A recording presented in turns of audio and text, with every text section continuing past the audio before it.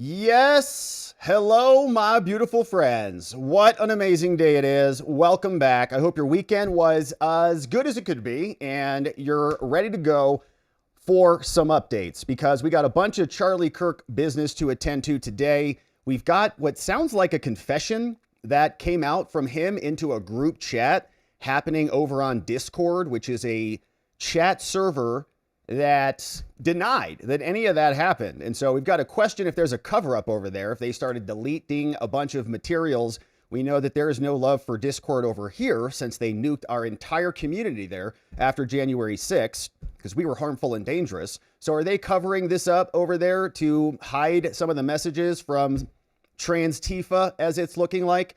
We'll get the latest on it because we had a new exclusive out from the Washington Post.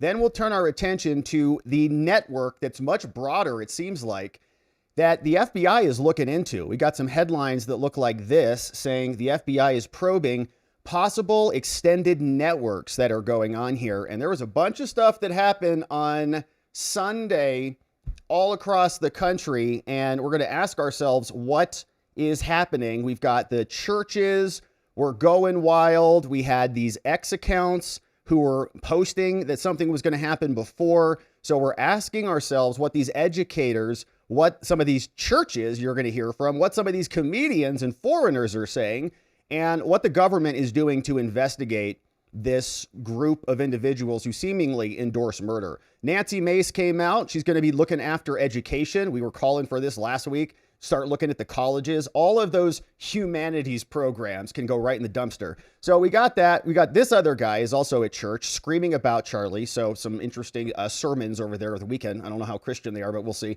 So Nancy Mace, we got that. We've got JD Vance was out today. I saw a new one from Representative Luna right as I was sitting down. Luna is looking into this as well, saying we want to go after their money. And so that we got that queued up. Ted Cruz is out there painting on the freeways, baby. Let's go, Ted. And we got President Trump just minutes ago was out talking about all this. So we'll get into it and more. We've also got the newest lawsuit from Maureen Comey. You remember her. Maureen Comey is the fired Southern District of New York prosecutor who botched all of the other cases. I would say covered them up, but Maxwell, Epstein, and a large part of her work was just terrible. Even the Diddy case was a disaster. And so we'll go through her latest lawsuit because she says, you can't fire me. Who do you think you are? The president of the United States? Yeah. So she submitted this 39 pager and it's pretty funny. You know, it's actually her just saying how amazing she is. And she's kind of blaming her father on this. She's kind of blaming Daddy Comey, James, Mr. 8647. Thank you, James. So it's actually kind of a fun one. She wants her job back and she's like, I'm amazing. They gave me so many stickers at the Southern District of New York. Prosecutor said I'm amazing. I have them all on my refrigerator and all the things. So we'll get into it, my friends. It is a beautiful day. We're here and we're saying it's beautiful because we have a lot of beautiful things happening out there. A lot of vigils over the weekend, lots of love, lots of flowers, lots of prayers, lots of candles. And it has been pretty wild to see. This morning we were talking about JD Vance was hosting the show. And if you missed that, it was awesome. We watched a good portion of it here this morning. And it's been pretty incredible, to be honest with you, to see the impact that that one man has had. Very inspirational across the board.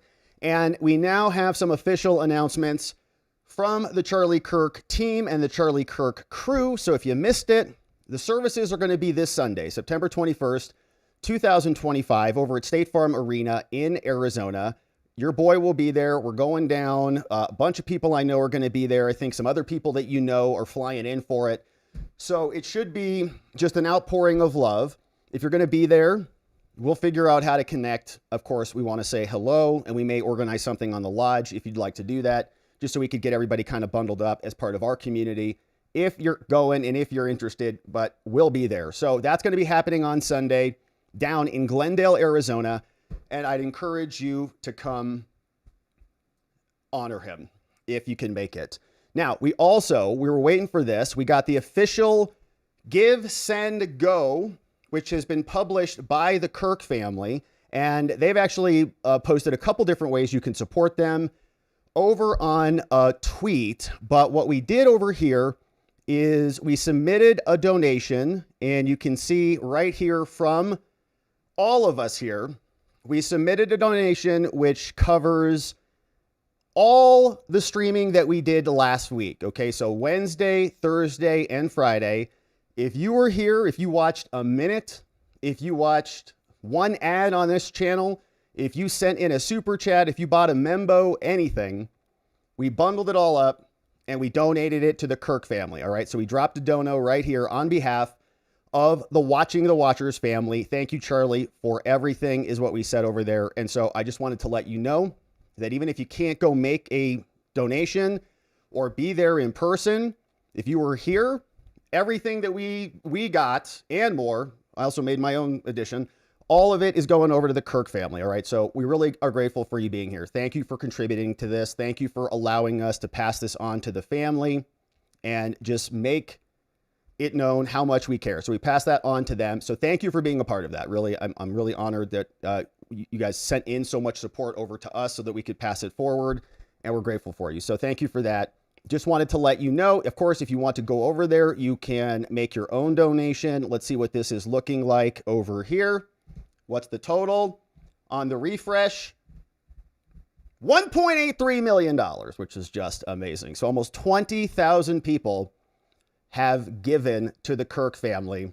And if you're here, you've helped do that. So thank you for that. All right. So I also dropped in the comments a link to a Substack that we've been consolidating over here. So if you're interested in kind of everything that we've been talking about here, it's all, if there's a link in the description and on Locals, so you can go to our Substack, and there's nothing else on our Substack except this. The reason I did it here is because it's accessible, and they have this nice little table of contents over here that you can really parse through and see all the things that we've talked about. So if you're interested in basically everything, we're going to start, the docket should be filed, or the charges should be filed tomorrow. Hopefully, I thought they were going to be coming out today, but it's all over here. So I got all the briefings. We got the courts, all the case files we're going to put over here, all the press briefings. You can see we got a bunch of stuff, Trump's comments. And really, I think the nice thing that we have at the very bottom here, all Crowder's leaks, we got all the witnesses, the witness charges, all of the various, questionable witnesses, the cheering guy, the last trans questioner, the white hat guy, Charlie's doctor, Charlie's bodyguard, all the things. Okay. It just keeps going. But what I think is a very nice compendium, and I've been, kind of pulling from X for a long time on this, since Charlie died, obviously, is all the Democrat violence. Okay, so we're keeping a nice list here, from the 2017 riots to the BLM Summer of Love to the autonomous zones to how they wanted you basically in jail if you didn't get vaxxed, all the weaponization, the Covenant shooting, Butler, Florida, Tesla, the LA riots, Annunciation, Chris Murphy, James Comey, Kamala Harris, Jasmine, Kathy, it's all over there. All right, so the Substack, all the compilations. And so if you want to, just share that with a friend and just say, oh yeah, this is what we're talking about, then it's nice and accessible for you. Okay, so that's over at Substack, and be sure to check it out. Shout out to Michael Clayton, who left a comment over there. And if you have anything you think we should add to that, let us know, because we're going to be doing that. So we have a nice memorial of all of the actual facts about this case. All right, so that it's not perverted here in the future. So, all right, that's over there. That's the housekeeping stuff. And my friends, we're going to be early tomorrow because today, I got to confirm this, but I think is our last day with my bro, Joey. So we'll see if he comes down here and says hello. But we will then have an early show tomorrow because your boy's got to be chauffeuring him back home. So that's going to be the plan tomorrow. So if you want to join us, mark your calendars or hit the subscribe button or the notification bell, and we'll see you back in the morning. All right. So with all of that attended to, thank you for letting me share that with you. Let's get into it. It was me is apparently the message that the Charlie Kirk assassin shared with his group chat in a Discord server. Washington Post has the exclusive on it, and they are referencing a couple of different sources here, but a lot of the media is piggybacking off of this. And it's very interesting because Discord, which is a bastion of lefty goons in many instances, we got canceled off of Discord because they said we were harmful and dangerous because we had questions about the 2020 election, which was absolutely rigged. So we got thrown off of there. They said we were all harmful and dangerous. And apparently they allow an assassin to just have a group text in there. So they denied this, actually. The People magazine got a quote from them, and so we'll go through this. They said they deleted his account, basically. We removed his account from the public internet so that it's in violation of our policies. So what did they nuke is a big question. What does Discord know? Why did they deny this? And what are they hiding? Hopefully we get to the bottom of it. We got clips, we've got Trump, we've got Cash, we've got Dan, all coming up explaining what they're seeing from their perspective as well. But here's the exclusive. It was me. Suspect in the Charlie Kirk shooting appeared to confess in the Discord chat saying, "I'm sorry for all of this." Read a message from the suspect's account, according to two people familiar with the message and the screenshots obtained by the Post, which I wish they'd publish. We're much bigger fans of screenshots rather than a regurgitated message. Can you just put them in here? No, they never do that. So here they write, the 22-year-old suspect appears to have confessed to friends in an online chat shortly before turning himself in, according to two people familiar with the chat and screenshots that they got. He said, quote, "Hey guys, I have bad news for you all," said a message from an online account belonging to Tyler Robinson murderer.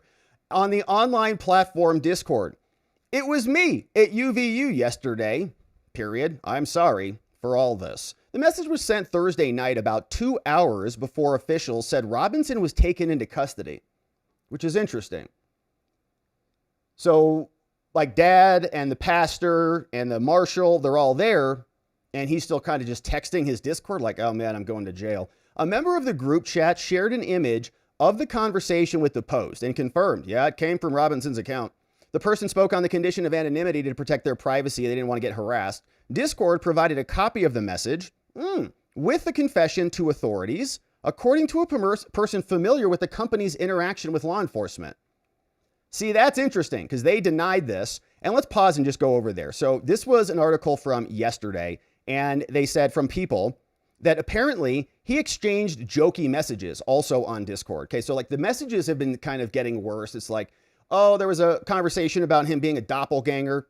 Like, oh, well, my doppelganger looks just like me, because somebody said, "Hey, where are you at?" And he said, "I don't know, my doppelganger is trying to get me in trouble." And it was a picture of him flying around because that's what the FBI put out.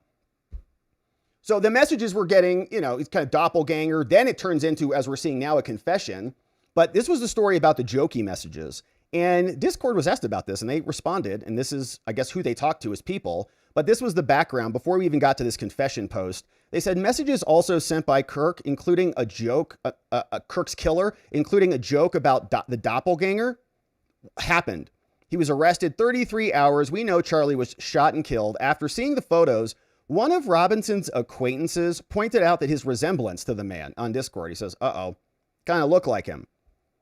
The unidentified acquaintance, who is this, sent the images in the group chat around 1 p.m. local time, tagging Robinson's username and writing WYA, meaning "where you at?" with a skull emoji, seemingly nodding to his resemblance as the person of interest. So you look a lot like that photo that the FBI just released, "where you at?" Within a minute, Robinson, the shooter, had replied, alleged shooter, saying that doppelganger, right? That's a person who looks exactly like you. It's like your twin. "Get me in trouble. My doppelganger is trying to get me in trouble." In other messages obtained by the outlet, another member of the Discord group chat wrote, "Tyler killed Charlie."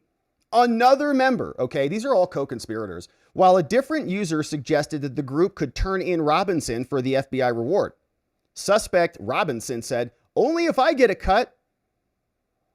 One user also made reference to Luigi Mangione, the guy who shot the healthcare worker in the back that the Democrats, including Taylor Lorenz, salivated over. Like, he's so dreamy. Look at his photos. According to the Times, the Discord user issued Robinson the following warning, seemingly in jest. He says, "Whatever you do, don't go to a McDonald's anytime soon," right? That's action, conspiracy, and furtherance of the offense, keeping him concealed from law enforcement. Indict him. Suspect reportedly responded by writing that he better also get rid of the manifesto. And he said, "I better get rid of my manifesto and the exact copy of a rifle I have lying around." And another user suggested that Trump would send the National Guard to come in here. Robinson said, "In a red state? Nah, Clearly, the shooter was from California, is what Robinson said. So lots of this conversation happening on Discord.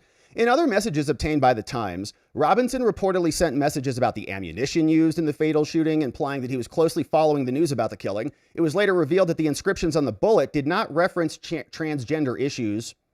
I'm not so sure that's right there, article bucko person, because we got those articles transcribed, the bullet casings transcribed over here on the Substack, right here, cryptic messages. And I think this bulges one is like the furry thing. So the fired casing notices bulges. What's this? Which is, I think, referring to genitals, even though most of them don't want theirs. And we had the explanation of this. It's a furry. Yeah, it's copy pasta parrying furries. Okay, so they're furries. So maybe it's not like trans, it's like tranimals, or so. I don't even know what it is, okay? But it's they're transitioning away from a human man or whatever it is that they think that they are. So they're explaining more about this. I heard the ammo had something about trans stuff on it, someone said, but they aren't releasing photos or exact copies. The suspect, or exact quotes, the suspect said at one point. Minutes later, he seemingly joked. He said, I'm actually Charlie Kirk, and I wanted to get out of politics, so I faked my death, and now I can live out my dream in Kansas, is what he was joking. After murdering somebody, allegedly. Robinson was then arrested, 10 p.m. local time. The arrest came just hours after the doppelganger messages and the replies were sent. They eventually sent shockwaves through the same Discord group chat. So they go, holy crap, it was him. Or they knew. According to the outlet, users in the chat had a difficult time believing that their fellow member was responsible for the killing. Messages sent after his arrest read, I truly cannot distinguish if this is for real. And our governor wants to give him the death penalty, dude. Well, yeah, because he murdered somebody.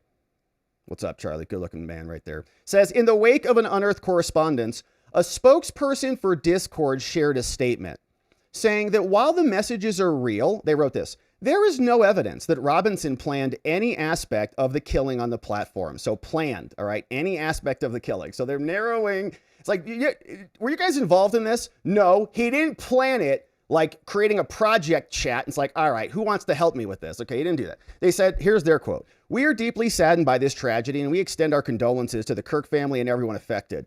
In the course of our investigation, says Discord, we identified a Discord account associated with the suspect, but have found no evidence that the suspect planned this incident or promoted violence on Discord. I think right there, they just kind of were. The messages referenced in the recent reporting, I mean, they're saying like, don't get caught, right? Like, don't get caught after you murdered him. Get rid of your manifesto. Joke, joke, joke. Don't go to McDonald's. Joke, joke, joke. The messages reference the recent reporting about planning details do not appear to be Discord messages, is what they say. So the suspect, he didn't plan or promote the violence on our platform. It looks like another platform.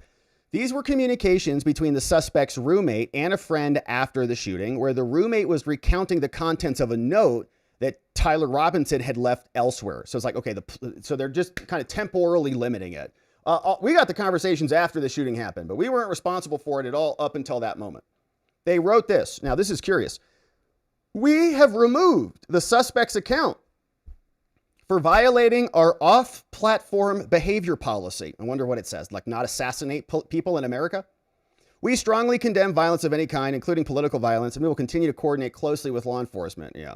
All right. So after January 6th, Discord went on a freaking frenzy, and we had a paid community there with a bunch of people in there, and they just shut the whole thing down. We paid them for, you know, more features or whatever. And they still nuked us. And they did that. We weren't alone. I mean, they went after everybody. They went after anybody who even thought about the election erroneously or was challenging COVID. And so they just went hog wild. J6, anybody related to it, you got nuked, you got canceled across the board. So I'm wondering if they're going to do that with the furries or the trans communities who are all joking about helping a murderer escape justice. So that's what people said. So Discord, and you know, this kind of makes me a little, what do you mean you removed his account? What does that mean exactly? Removed what? Like you deleted everything permanently into the recycle bin, right click, empty recycle bin. Did you do that? We want to know. So Washington Post has more. Okay. So like these messages are continuing to get worse. And then he finally like confesses. So here's what would they say? Discord provided a copy of the message with the confession to authorities. Again, after the fact, so maybe they're not lying exactly, they're just being kind of sneaky about it. The person spoke on condition of anonymity, again, not authorized to talk about it. The message was sent from Robinson's account to a small private group of online friends. Who were they?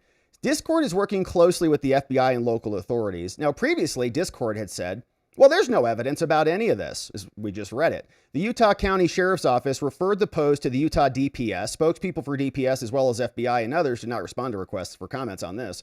Robinson was arrested last week, 33-hour manhunt, shot and killed, allegedly, Charlie Kirk.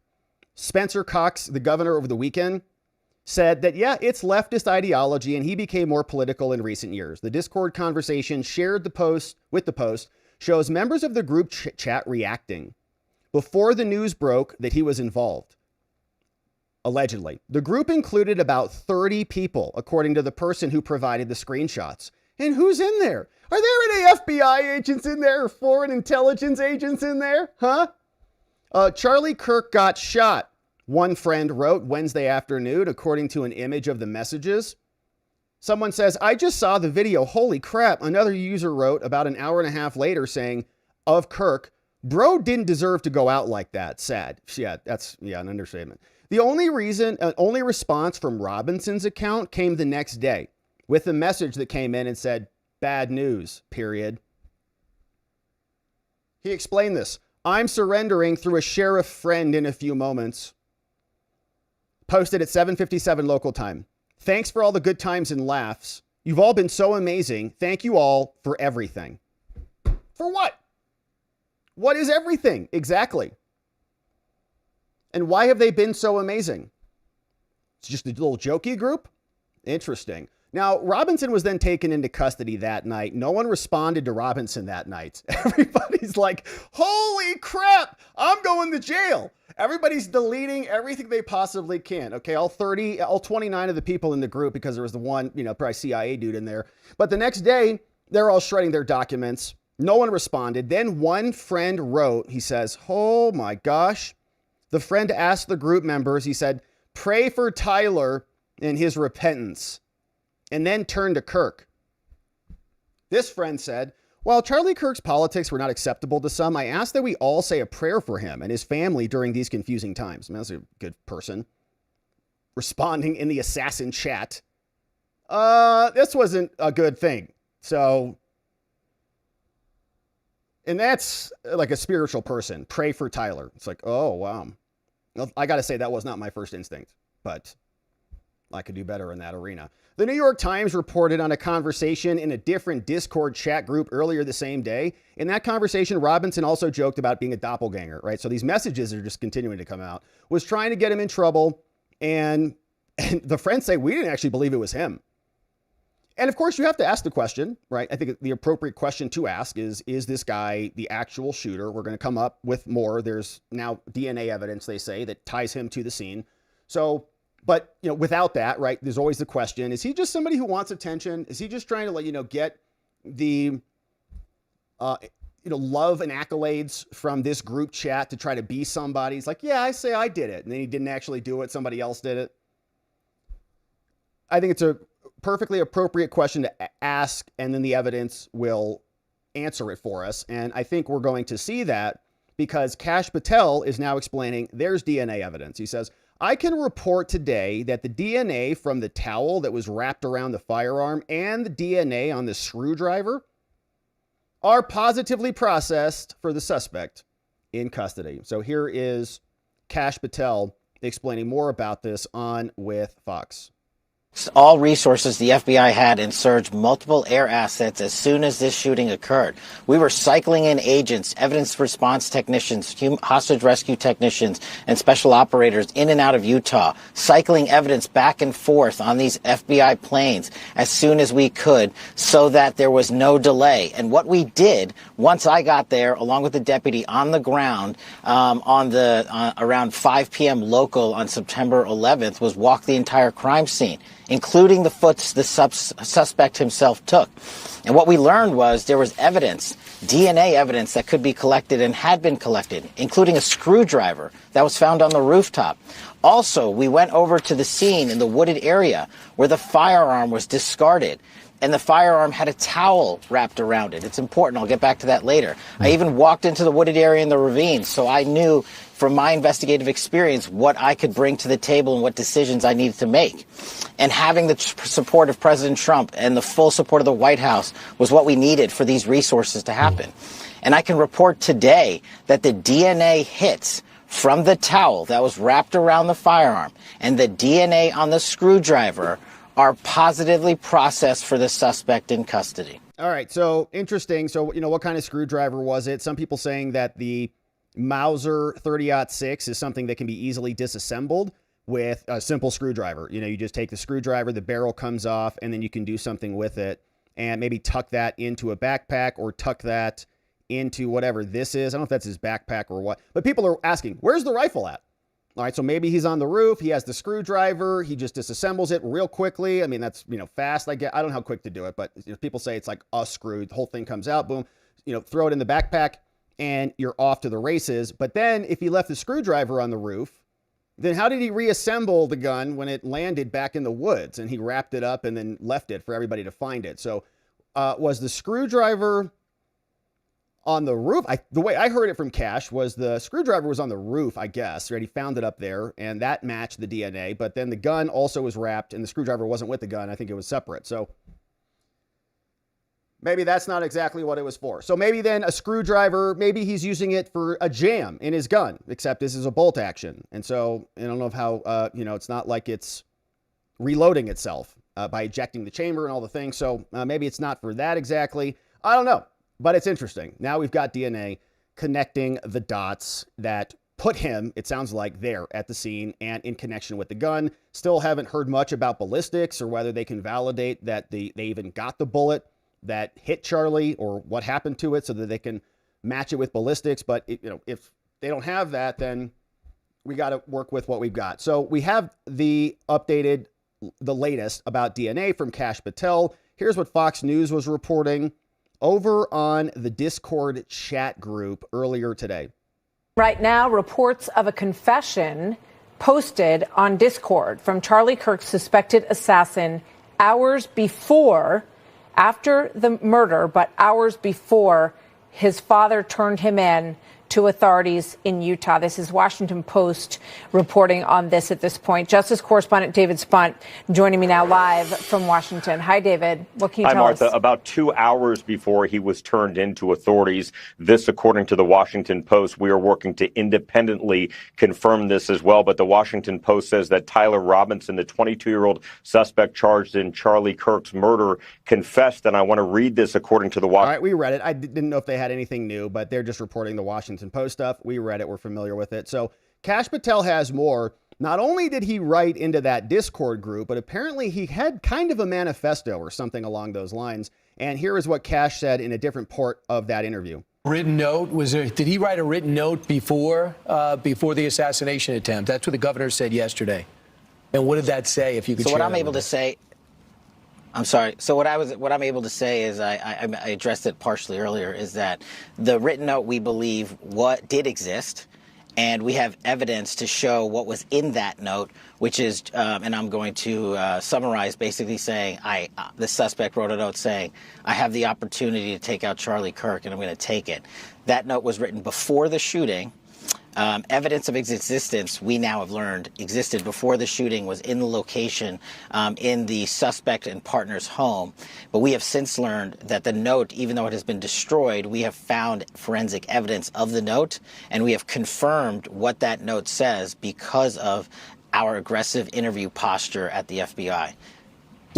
Okay, so I guess there's a note, and the note says he didn't like Charlie, but I guess it's kind of deleted, but not really deleted. So I don't know if he was, typing it, putting it in the trash recycle bin, and then emptying the recycle bin, and they just were able to undelete it, or whether it was like a Gmail draft or something, and you're like, I don't like this.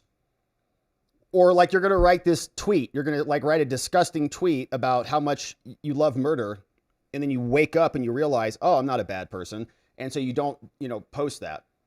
Is it in your drafts? Or even if you delete the draft, is it in the cache somewhere? Okay, what did they find? I don't know. But apparently there's a note, but we can't really know what's in it, and it may be deleted and gone. But they may know it exists because of their forensic evidence and their interviews. All right, well, we'll keep our eye on it. Of course, charges should be coming soon, and we'll see if they include that in the charging documents. But we got a lot of reaction here from Tim Burchett and Dan Bongino and others. And Dan is saying, supporting Cash, that we are going to look into this, man. No stone will be left unturned. Don't even think about it. Is there any connection at all between the person who was asking the question about mass shooters and trans killers, or was that just a stunning coincidence when that single shot was fired? Well, we're investigating that. I don't want to say conclusively right now if there was a connection or not. Charlie was known to speak out about these issues. He was a powerful voice. It's not terribly uncommon for him to get questions like that. However, we are looking into that. Any potential connection here, okay, so we're going to scrub. I'm not drawing conclusions from your answer, but you're saying it's a possibility. Is that what I hear you saying? We're looking into everything, Bill. There's not going to be a stone left unturned if there was anyone involved who aided or abetted. I can't say that in strong enough terms. Every single FBI asset on this team is being applied and used in this investigation. Good. Is there any connection? All right, good. We hope so. We hope so. And there was another interesting one that I'm thinking about right now that I want to pull up from Megyn Kelly that just rung my bell. And I think I saved this one. Yeah. This one is from Megyn Kelly and Dan Bongino. We're also wanting to make sure we don't have another Epstein problem. And Megyn Kelly asked a very important question to Dan. Got to ask you this, and you know why, but is he being watched so that there can be no suicide? Yeah, that's what we've been told from local officials who have custody over him right now, that he is in fact on watch.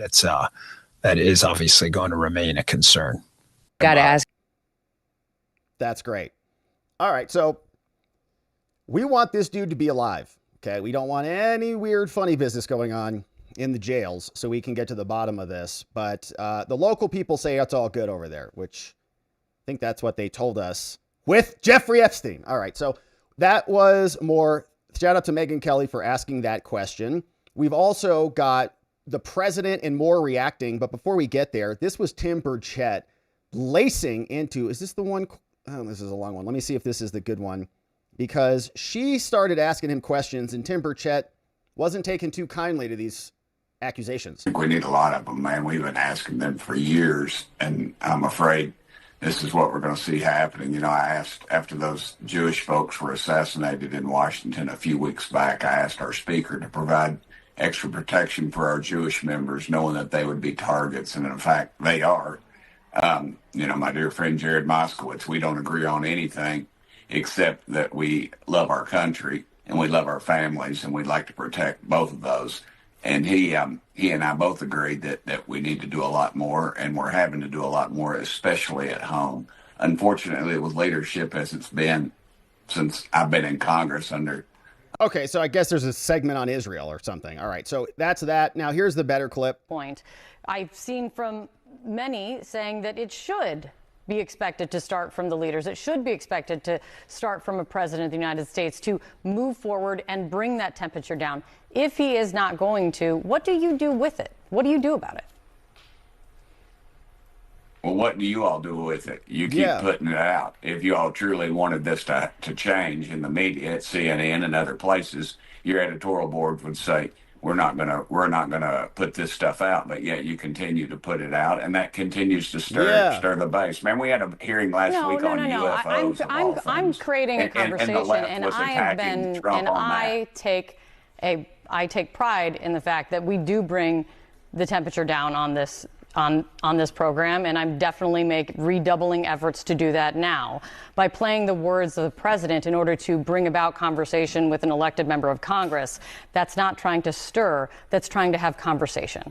And that's trying to ask you what you thought about it, rather than have you come back and attack me about it. No, that's you trying to make Trump the problem. You're trying to blame him for not toning the temperature down in America. Okay, Charlie just got shot in the head because of a neck, because of your party, because of your side. And then they turn around and say, we're just trying to have a conversation about it.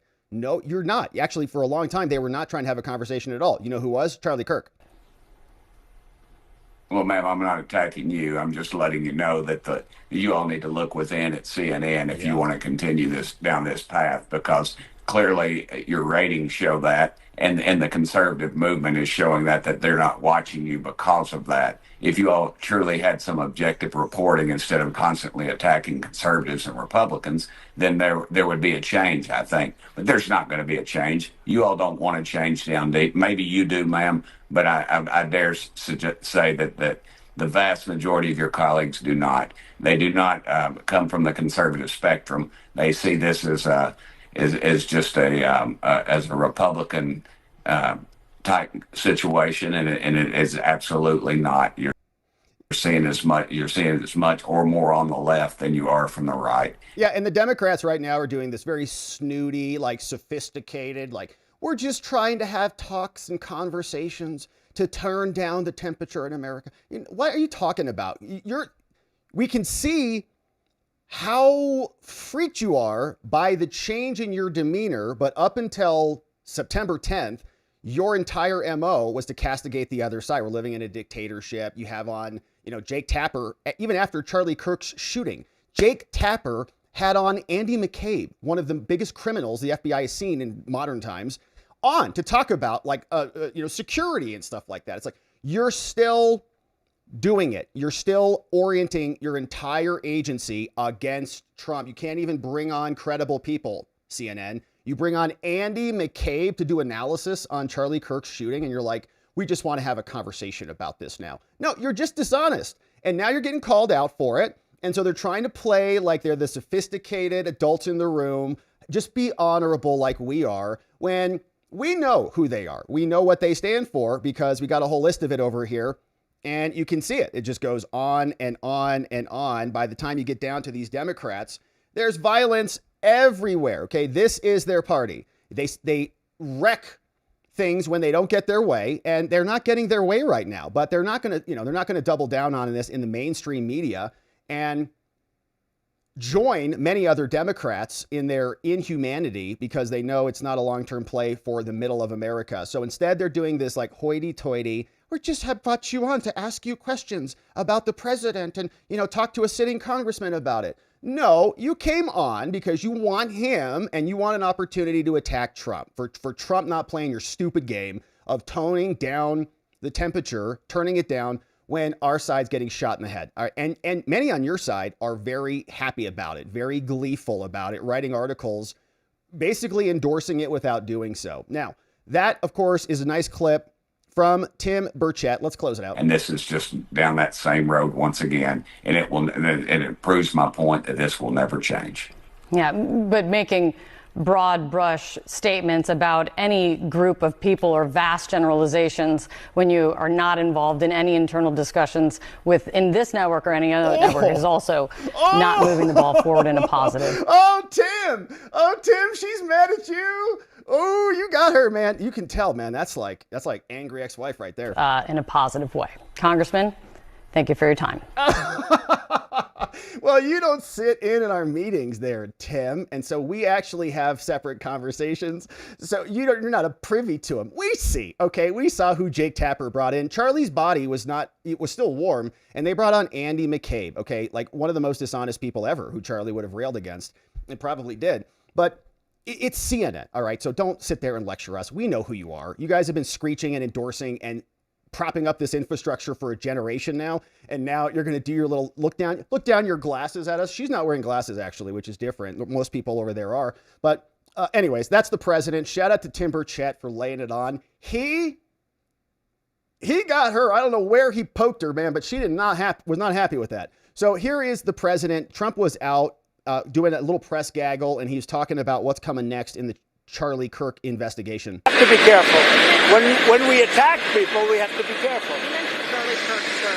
What organizations on the left do you anticipate investigating? We talked about this last week. Well, the problem is on the left. If you look at the problem is on the left. It's not on the right, like some people like to say on the right. The problem we have is on the left. And when you look at the agitators, you look at the scum that speaks so badly of our country, the American flag burnings all over the place, that's the left, that's not the right. Do you plan on investigating? We'll see. We'll be announcing. They're already under investigation. They're already under major investigation. That's great news. I hope they are. A lot of the people that you would traditionally say are on the left. They're already under investigation? Already under investigation. Have you asked to start revoking the visas of those who have celebrated Charlie Kirk's death? What? Have you asked to start revoking the visas of the foreigners who have celebrated Charlie Kirk's death? No, we haven't, but we are looking at names. We don't like that. That's not right. We wouldn't celebrate if something happened on their side, and we don't. These are sick people. These are really deranged people. Any progress on the Fed chairman, sir? Well, other than I don't like him. No, but he's incompetent.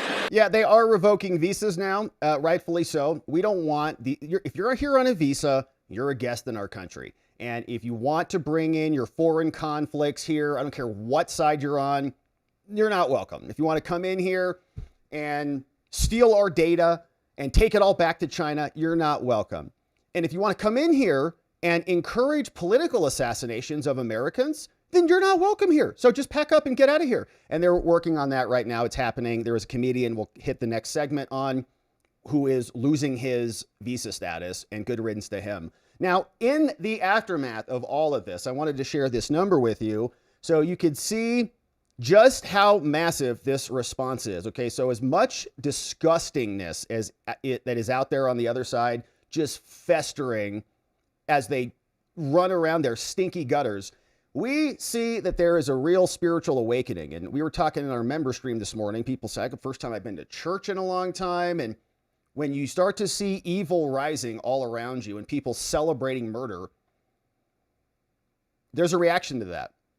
And people can feel the goodness when they start looking for it. And I think we're having a little bit of an awakening happening right now. And we certainly are having a lot of form submissions over to TPUSA. At this point, we're over 37,000 inquiries just through our website, tpusa.com, saying, I want to get involved and start a chapter. And to put that in perspective, right now we have 900 college chapters, official college chapters, and 1,200 high school chapters, and about 3,500 total. So 37,000 is enormous. And so it has galvanized the country.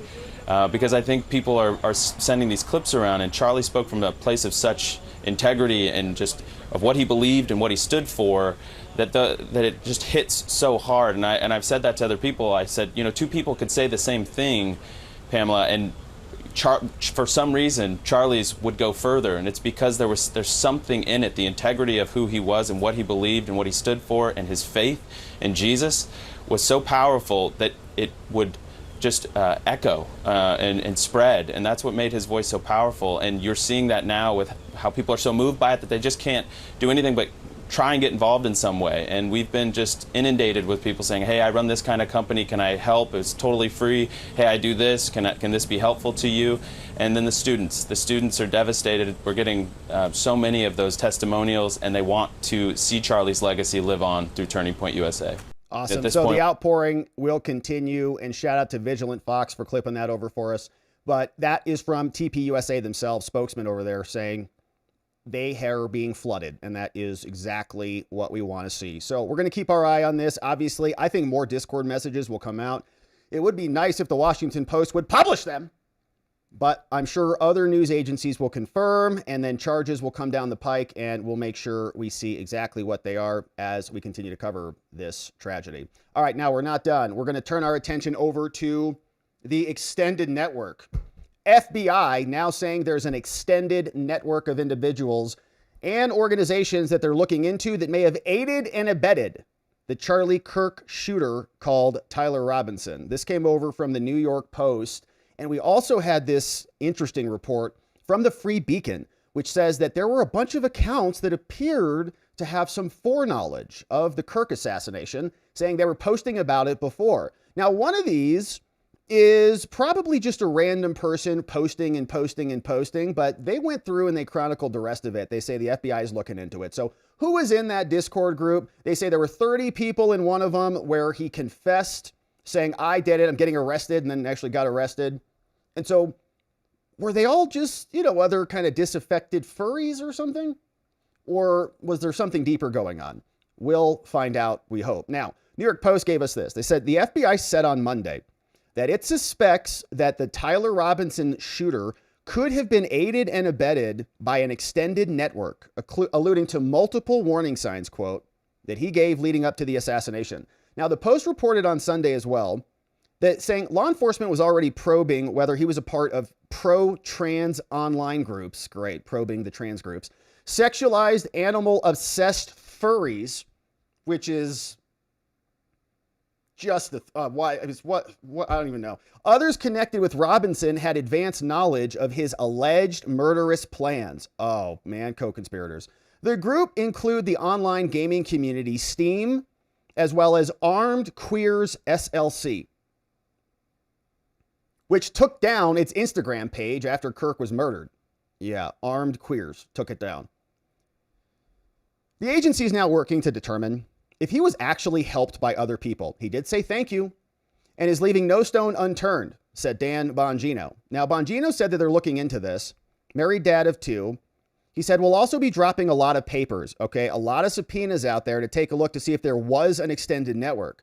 Now, Kirk was killed, single bullet to the neck, by a person, Robinson, whose live-in boyfriend is trans. Bongino asked whether there was any possible connection between trans groups and this people. He said, we're investigating that. I don't want to conclusively say we heard a little bit of that clip. There appears to have been multiple warning signs about Robinson going off the deep end. Bongino said, you just laid out some of them. There were people in his network, friends and family, who had stated he had become more political. And this is the gun allegedly used. And I haven't seen that officially confirmed from anywhere, but we'll add that one to the Substack since the New York Post is reporting it. Anyways, there's a shooting location, but questions still remain about how Robinson became radicalized. A relative of Robinson's roommate, who was cooperating with authorities, said they think it's his radical politics. Someone said, I think it's got a whole lot worse in the year that they have been dating.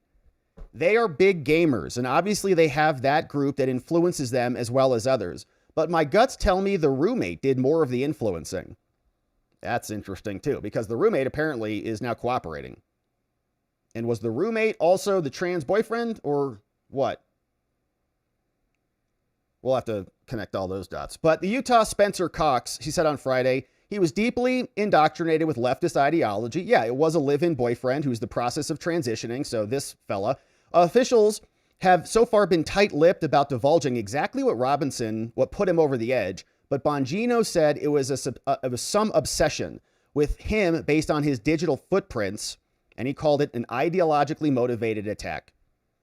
He also said that Robinson had a text message exchange with another individual in which he claimed that he had an opportunity to take out Charlie Kirk.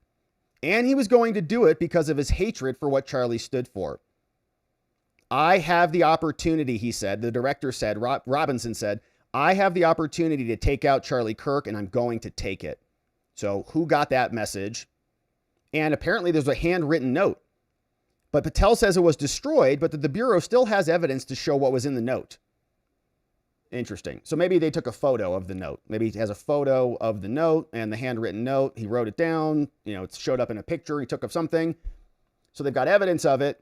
Or maybe he wrote it down and it's like transcribed on something else. Anyways, so they're looking into it. It's coming courtesy of Dan. Free Beacon gave us more, saying that it's not just about, sort of those Discord messages. They're also looking into these other online accounts who seemingly had foreknowledge of this. So great report over here from the Free Beacon. And the gentleman who wrote this is called Aaron Sabarium, coming out today saying, the FBI is also investigating social media posts by at least 7 different accounts that appear to indicate foreknowledge of the assassination of Charlie.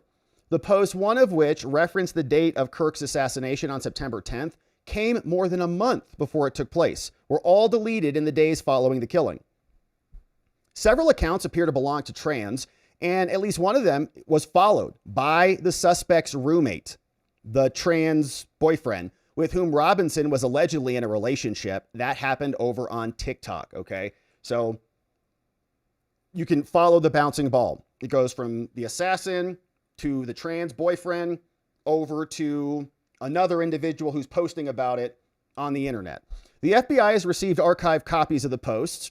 According to a person who flagged them for the agency, screenshots of the posts have been circulating online, but had not before been previously authenticated.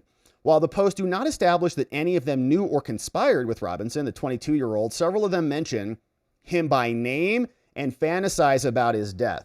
So somebody wrote this, right, on September 3rd. It'd be funny if someone like Charlie Kirk got shot on September 10th, LMAO. Dang. And then Mushy on September 11th saying, did I? And then, because they want more murder, Mushy comes out and says Donald Trump, December 14th, because they're sick. Now, again, some of these accounts, and I think Andy NGO gave us one good example on this, and he posted over here. So there is this one. So some people just do this. Somebody posted this. This is in the other story. Somebody said September 10th will be a very interesting day. Okay, so let's find this one. Another account. On August 6th, more than a month before the shooting, they said, yeah, September 10th will be a very interesting day. After Kirk's assassination, the account followed up with, I plead the fifth. The morbid quip was also reposted by an account named Churbum75, saw Tyler June 30th, who appears to follow Robinson's trans roommate, boyfriend, Lance Twiggs, on TikTok. On TikTok, Twiggs has the username right here, LanClottle. LanClottle. Followers 78, following 236. Churmburm reposted this. I plead the fifth. September 10th will be a very interesting day. Yeah, August 6th, somebody posted that. So here's another one. Churbum75, right there, just reposted this. So you can follow the chain here. This LanClottle is the trans boyfriend following Churbum, or has a follower called Churbum, not following that person. Someone's following him. That person is reposting September 10th is going to be an interesting day. Okay, so we see all the connections. Now, it goes on. Minutes after Kirk was pronounced dead, Churbum75 posted, we effing did it. Churbum75 saw Tyler. And again, Churbum is following the boyfriend. Yeah. Saying we effing did it. Huh. Now, several of the accounts under investigation appear to be associated with LGBT subcultures. What about the Qs, though? One individual, Osamu bin Tezuka, used the X handle called Fujo Shin, Fu Josh Incel, I think, a reference to a genre of anime that depicts romantic relationships between men. Fu Josh Incel, or Fujo, I don't know. So, all right, well, that's that. And somebody else posted this from Osamu. You guys, I have something big coming soon. Just be sure to check the news. You'll know it when you see it. Gulp. And they're talking about it right after he's dead. We covered this one earlier last week. Another user called Najra Galves, who had wished death to Kirk and predicted that something big will happen, posted over here. Charlie Kirk is coming to my college tomorrow. I really hope someone evaporates him literally. And he said, let's just say something big will happen tomorrow. And it did. Who is that? And this was the screenshot. This account got nuked. We went and looked at it again. But this guy says non-binary, greatest of all time. So another trans whatever. They, them. Got it. And I think that's a Mexican flag too. I'm 17 and from Mexico. Perfect. Exactly. Maybe an illegal alien too.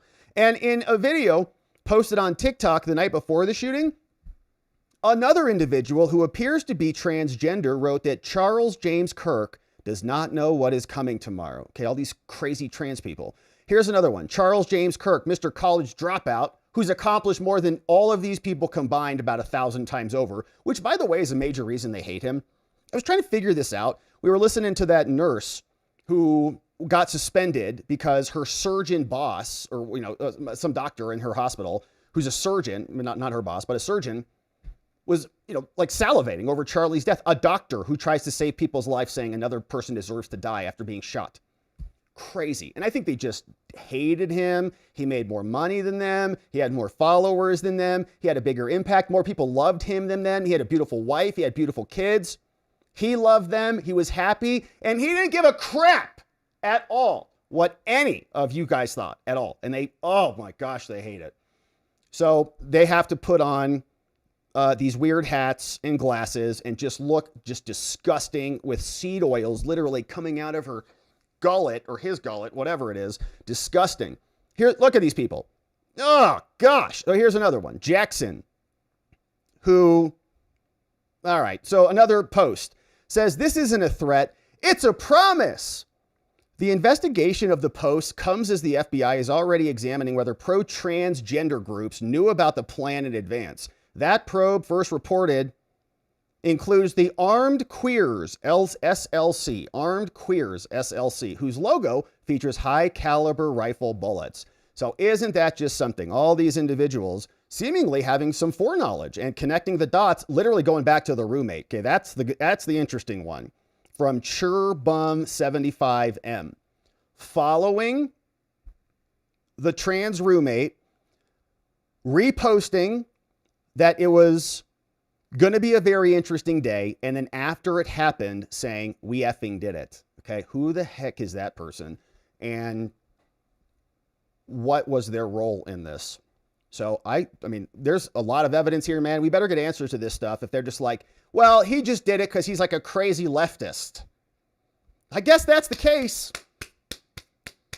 We're going to be very unhappy about that, and we're not going to accept that, actually, at all. So just to be clear. Now, there is some other thoughts on this, okay? So Andy NGO, excellent reporter. If you don't know who he is, that's how you pronounce his name, I'm pretty sure. Don't double check me on that, though. He says, September 10th will be a very interesting day. So many people have brought attention to this one post, right? Claiming it's evidence. But actually,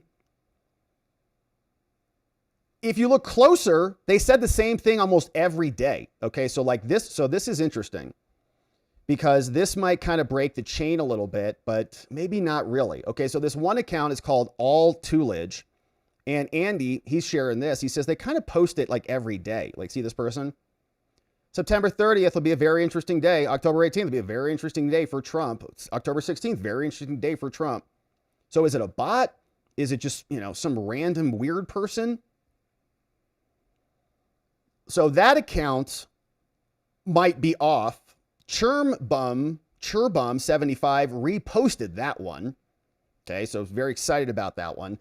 And then the other one that I think is more troubling from Churbum, who is the one who's following the roommate, is that he said, we effing did it after Charlie was ultimately shot. So in other words, like this could be a bot. This guy could have seen it and just like, oh, I agree with that, and reposted that one because it was accurate. So I don't know. Or that's just an account who just, you know, tries to like hit it.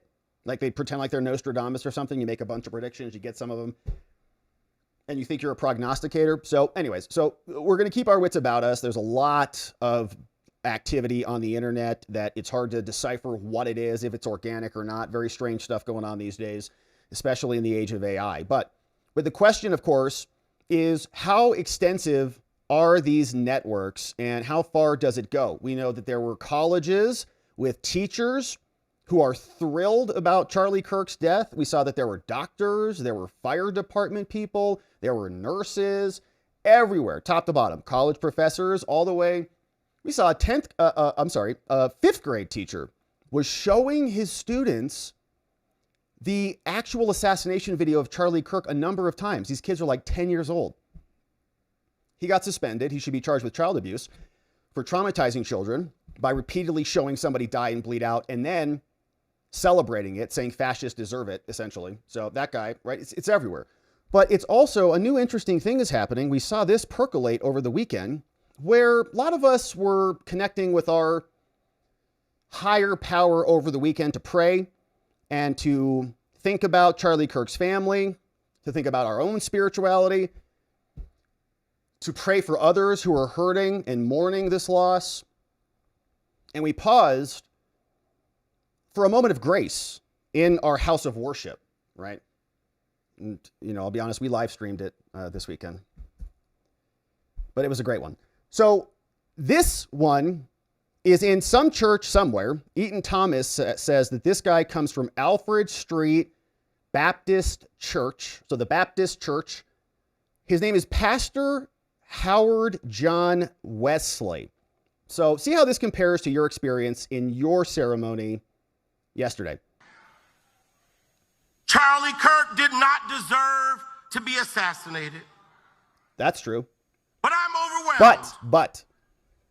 Seeing the flags of the United States of America at half staff, calling this nation to honor and venerate a man who was an unapologetic racist and spent all of his life sowing seeds of division and hate into this land. Listen to all the clapping out there.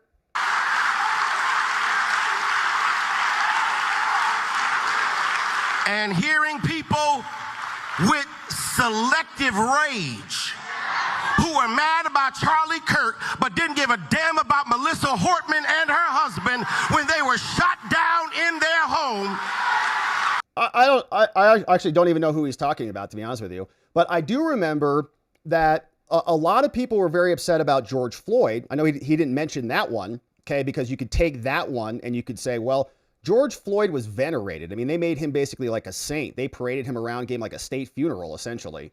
So he doesn't want to compare and contrast that one. And George Floyd was a crackhead, a drug addict who died of a heart attack because he had hypertension and arteriosclerosis, clogging up the tubes in his heart, and was in the middle of committing a crime. And the cops were conducting a lawful arrest, and he was complaining about his breathing in the back of the police vehicle before he was not even on the ground. So it's very curious what's happening in these churches, but it's not just that one church. There's another one over here. This is Jasmine Crockett's preacher, apparently. Breitbart clipped this one and calls Charlie Kirk a fake Christian. So we'll get to this in a minute. JD Vance is going to have, I think, a reaction to this about what do we do when this is happening, and how do you have reasonable conversations with people who want to smear somebody who was assassinated, right? Here's this one. Get your theology together, because the sad thing is we live in a nation where twisted, toxic theology is poisoning the politics of this nation. Have you thought about the fact that this week in Utah, a white Christian got killed by a white Christian? And then the next day, HBCUs were under threat. Now, how did we get in it?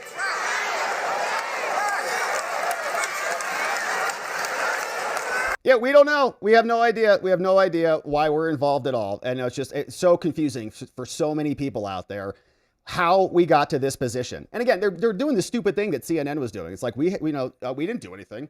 We said nothing that was responsible for creating this current environment. It's all just the white people, obviously, is always the problem. So here was another one. This guy is going to get his visa revoked. And so this was some other singer or something like this. His name is Bob Vylan, and he's mocking Charlie Kirk. He says the pronouns were was and were probably. If you talk crap, you're going to get banged, he said. Rest in peace, Charlie Kirk, you piece-a. And this is them. Okay, this is this dude. Because if you talk shit, you will get banged. Okay, so these are the maniacs out there celebrating, and I don't even know what flag that is, but it's not an American flag, and so it's time for him to go. So what happened was Sean McGuire said, it makes my blood boil. This is pro-civilization versus anti-civilization. Some people want to pause and mourn and pay your respects, even if you disagree with somebody. Others want to go into their churches and proselytize a political message, which I'm wondering why they are not taxed. I mean, if it's a political organization who's waging war every day, preaching openly about politics and racism and all the things. It's pretty interesting how that is going to continue to evolve. But that guy's going to have his visa revoked, and I support it completely. We have too many people here in general, so if you have, even if you have like a jaywalking ticket, okay, you're gone. Sorry.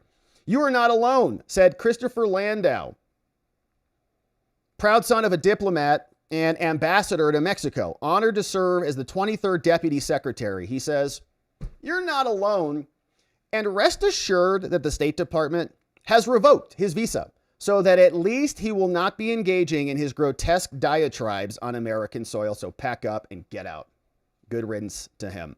So that's one. Now, Nancy Mace is also looking into this, and she says we should start defunding the colleges. And we were talking about this yesterday. I mean, they went bananas when there was anti-Semitism on college campuses.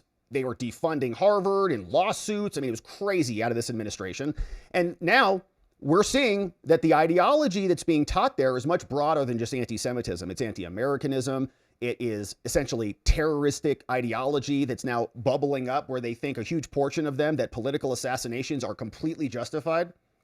So we don't need to fund that crap. If they want to go get indoctrinated on their own dime, that's fine. But no federal dollars. I mean, honestly, for the universities, I know it's going to like irritate a bunch of people, but they're a dumpster. Okay. I went to one. It's a dumpster. Most of them are dumpsters. You learn actual valuable things out. And now there's AI too, so you don't even need to go to college. But this, as long as you're learning, you can learn. You don't need to go there because it's already all old. Whatever they're teaching you is old anyways. All right, that's a separate topic. But now, got to defund. No humanities programs, okay? No anthropology, no literature or whatever that is, okay? Because we know what literature you are teaching them, not literature. She says, we're disturbed by the assassinations of Charlie Kirk, Linda McMahon. He's a lifelong advocate for free speech, political discourse, political engagement of the youth, post-secondary educational institute, and more. He touched the lives of millions. Now, in the recent years, we have seen some interesting things happen. We got Trump assassination in Butler and more. Now, as the public is mourning the tragic assassination of Charlie Kirk, unfortunately, some far-left teachers, professors, and administrative personnel at elementary, secondary, and post-secondary educational institutions across this country have seen fit to celebrate or make light of the horrific assassination, or even to make excuses for it. Yeah, they always do the little thing like, we abhor political violence. But not in this case. Whatever that comes after the but doesn't matter. Doesn't even matter. They can just say it all they want. They could just end it with a period. There should be no political assassinations, but they can't help themselves. So as the public mourns, and they want to make excuses for it, this is fundamentally incompatible with our values as a nation. And schools who fail to take immediate action in the aftermath of this event, you must terminate any personnel who spews this hate, which is irreconcilable with the values of this country and should not be subsidized by the American taxpayer. And this is not, a free speech cancel culture thing. I see a lot of that from the left these days. Like, I thought you guys were for free speech. We are for free speech, actually. We want you to speak more of it. Tell us how you feel. That's why we're such big believers in free speech, is because it matters. Your words matter. And so when someone shuts you up, that is an infringement of your natural God-given right? To speak freely. We encourage you to speak because there are consequences to your words. That's why we want, but you're not entitled to employment. You're entitled to speak, or you can have your employment. But it's a voluntary relationship. It's not automatic to you. Your job, it does not, it's not the First Amendment, the right to free speech and lawful employment forever. It's not what it says. And nobody thought that it's what it said. So you can have a different opinion. No one's stopping that. Go for it though. But even this is not even the same thing. Okay. They were canceling people. Oh, we found an old tweet where you said that hot woman has big jugs. So you're canceled. And we're not going to hire you for anything. And you're moving, you're going to get all, they went nuts, right? Over the dumbest stuff. Somebody like Al Franken, he had a photo. Remember that? They threw him out of the Senate. Okay, that's come on. Which I don't endorse. I don't endorse, those photos. But that's their cancel culture. It's oh, you offended me. You said the wrong word one time 15 years ago. And so now you're getting canceled. It's not what we're talking about here. We're talking about people who are endorsing murder, endorsing assassinations. And we talked about this as a security threat, right? How can you sit in class if your colleague is somebody who thinks that based on your ideologies, you should also be dead? We saw videos here. I haven't played the one here because it's kind of vulgar, but one of them is saying, we want more dead fascists. He's walking around college. More dead fascists, please. Wow, I want more of this. How can that person be on your college campus sitting next to you? providing a safe environment. But I think the best kind of legal deep dive on this I saw was from the Legal Mindset. And he invoked OSHA, which is a nice legal framework for the whole thing. I'm just like, well, I'll just go complain to HR or whatever. But that's not my space. And of course, this is his space. And so he said OSHA, right? There's actually a legal framework around this because it is unsafe to be around people who are expressing those ideologies. So she's going to the education department saying, those who have spent several days celebrating this are defending violence. And this is vile. All it's going to do is beget more political violence. Children and young adults should not be taught by those who excuse political violence. And we shouldn't fund it. So we urge you to protect America's youth from those who would spew this rhetoric, terminate federal financial assistance to any elementary, secondary, post-secondary educational institution which fails to take immediate action, and terminate any personnel who would celebrate or justify political violence. From Nancy Mace, which is a good letter and a good start. So here's more from Representative Anna Paulina Luna. She's saying, we want to go after the money too, okay? The money that was funding a lot of this must be stopped. She sent this over to Scott Bessent. So Representative Luna on the 15th of September says, you know, the CCP is interfering with America. And we write today to freeze the money and the seizure of assets, wow, from this guy, Neville Roy Singham. Neville Roy Singham. It's imperative that we expeditiously halt the continued flow of funds and material support coming in from the CCP. Wow. Says this guy does have ties to the CCP, and he has been funding and supporting various extremist entities in the United States. In fact, many people have talked about this. Biden didn't address it. Recently, Mr. Singham's activities, according to a data scientist called Miss Jenica, has expanded to include the foment of unrest and civil disobedience in LA, prompting Trump to call in the National Guard. So foreigners are funding these things. Yeah. Reported that Mr. Singham was the main backer behind the Party for Socialism and Liberation, which has organized nationwide protests. And we appreciate her calling him out by name. According to the New York Times, Mr. Singham, who resides in the People's Republic of China, has a long track record of assisting far-left entities like Code Pink. He's created an elaborate dark money network which allows him to send funds to a series of nonprofits like the United Community Fund and the Justice Education Fund.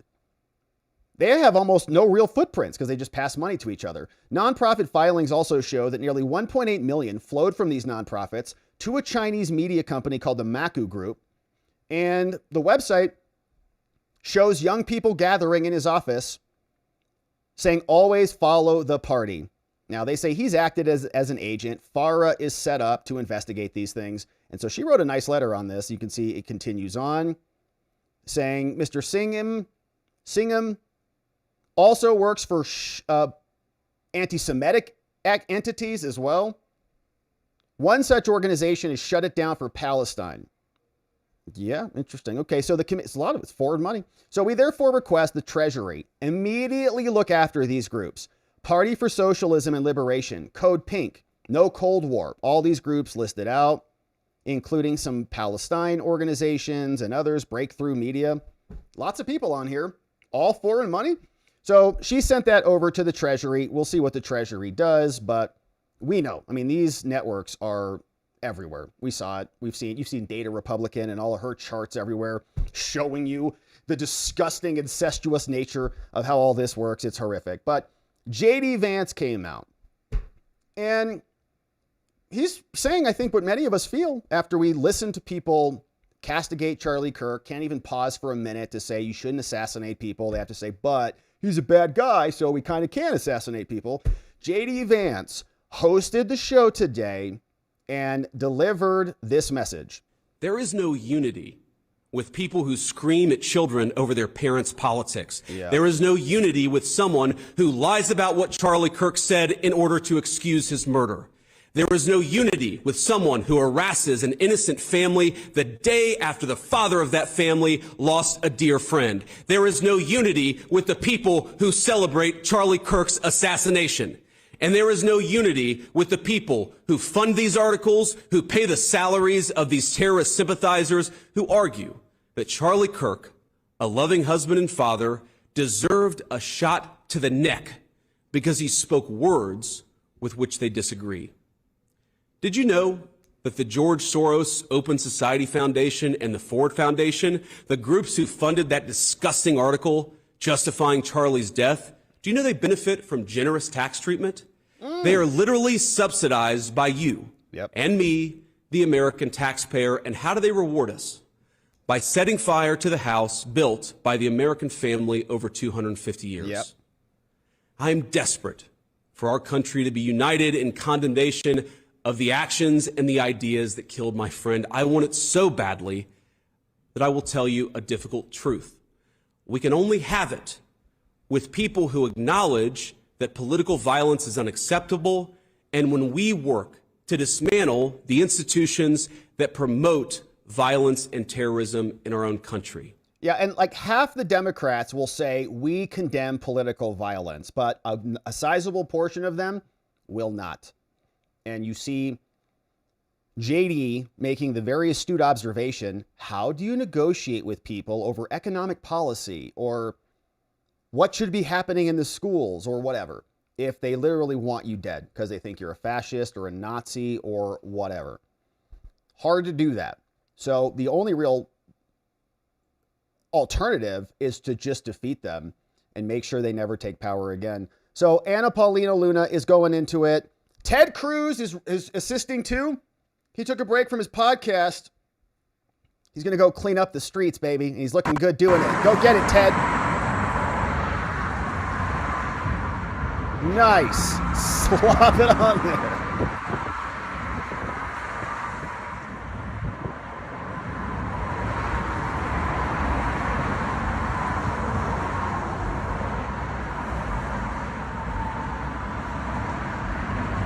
Great job. Get his initials down there too, right?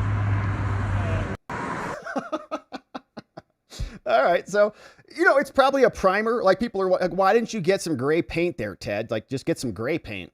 Like, why'd you have to make it white? It's probably primer, and it's getting a little splatter all over the place. So he's gonna have to, it's gonna have to paint all this too. It's kind of sloppy, getting crap all over the place here. But it's more, you have priorities, okay? You're not working on a paint job. You just want to get that disgusting message off of the freeway. So we appreciate it, actually. I mean, I really support it. It's like, man, he's like, you know what I'm going to do is get some paint and go paint this thing. I support it completely. We're happy that he's doing that. So we just like to make fun of Ted Cruz because he's Ted Cruz. All right, so we also had Trump coming out today, and Trump is understanding where we're at. Now, he is saying this. I know Dan and Cash are saying it. I'm very hopeful, and we're going to hold the tension on this, that this thing does not go away until they're making good on these promises. Here is what the president said earlier today, clipped courtesy of Eric Dougherty. Well, it's... Question was, do you think Antifa should be labeled a domestic terror organization? Well, it's something I would do, yeah. If I have support from the people back here, I think we'd start with Pam, I think. But I would, if you give me, I would do that 100%. And others also, by the way. But Antifa is terrible. Are there other groups that you can think of? There are other groups, yeah. There are other groups. We have some pretty radical groups, and they got away with murder. And also, I've been speaking to the Attorney General about bringing RICO against some of the people that you've been reading about that have been putting up millions and millions of dollars for agitation. These aren't protests. These are crimes, what they're doing, where they're throwing bricks at cars of ICE and Border Patrol. And they come in with a beautiful new car. They're so proud. It's Border Patrol, ICE, it's got whatever it is. And they're throwing rocks at it. And after 50 yards, it looks like an old beat-up vehicle. It was just brand new. It was just bought for the purposes, and they don't have to take that anymore. I let it be known. We'll take responsibility. They don't have to take it anymore, and they don't want to take it. They were told by a past administration, it became almost a culture, if somebody throws a rock at you, do nothing. If somebody spits in your face, do nothing. And I say, when they spit, you hit. You do whatever you want. You do whatever the hell you want. I watched it so sick it made me. For 4 years, I had to sit home and watch people screaming at policemen and spitting in their face, and they weren't able to do anything. They just had a grin and bear it. They're standing up like a piece of steel. Yep. And a woman, in many cases, women, you can see they're professional agitators. I had one the other night. I had 4 the other night, all in one group, total phonies. Code pink. I started to scream when I got into a restaurant, oh, you know, something with Palestine.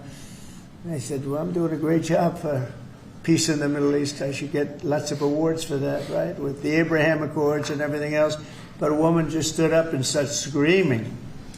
And she got booed out of the place, too. The people, there were a lot of people in the restaurant. I went there to show how safe, and it was safe. I mean, the woman is just a mouthpiece. All she was a... Yeah, so we remember that. Those were the Code Pinkos in the restaurant who were screaming about Trump's Hitler, whatever.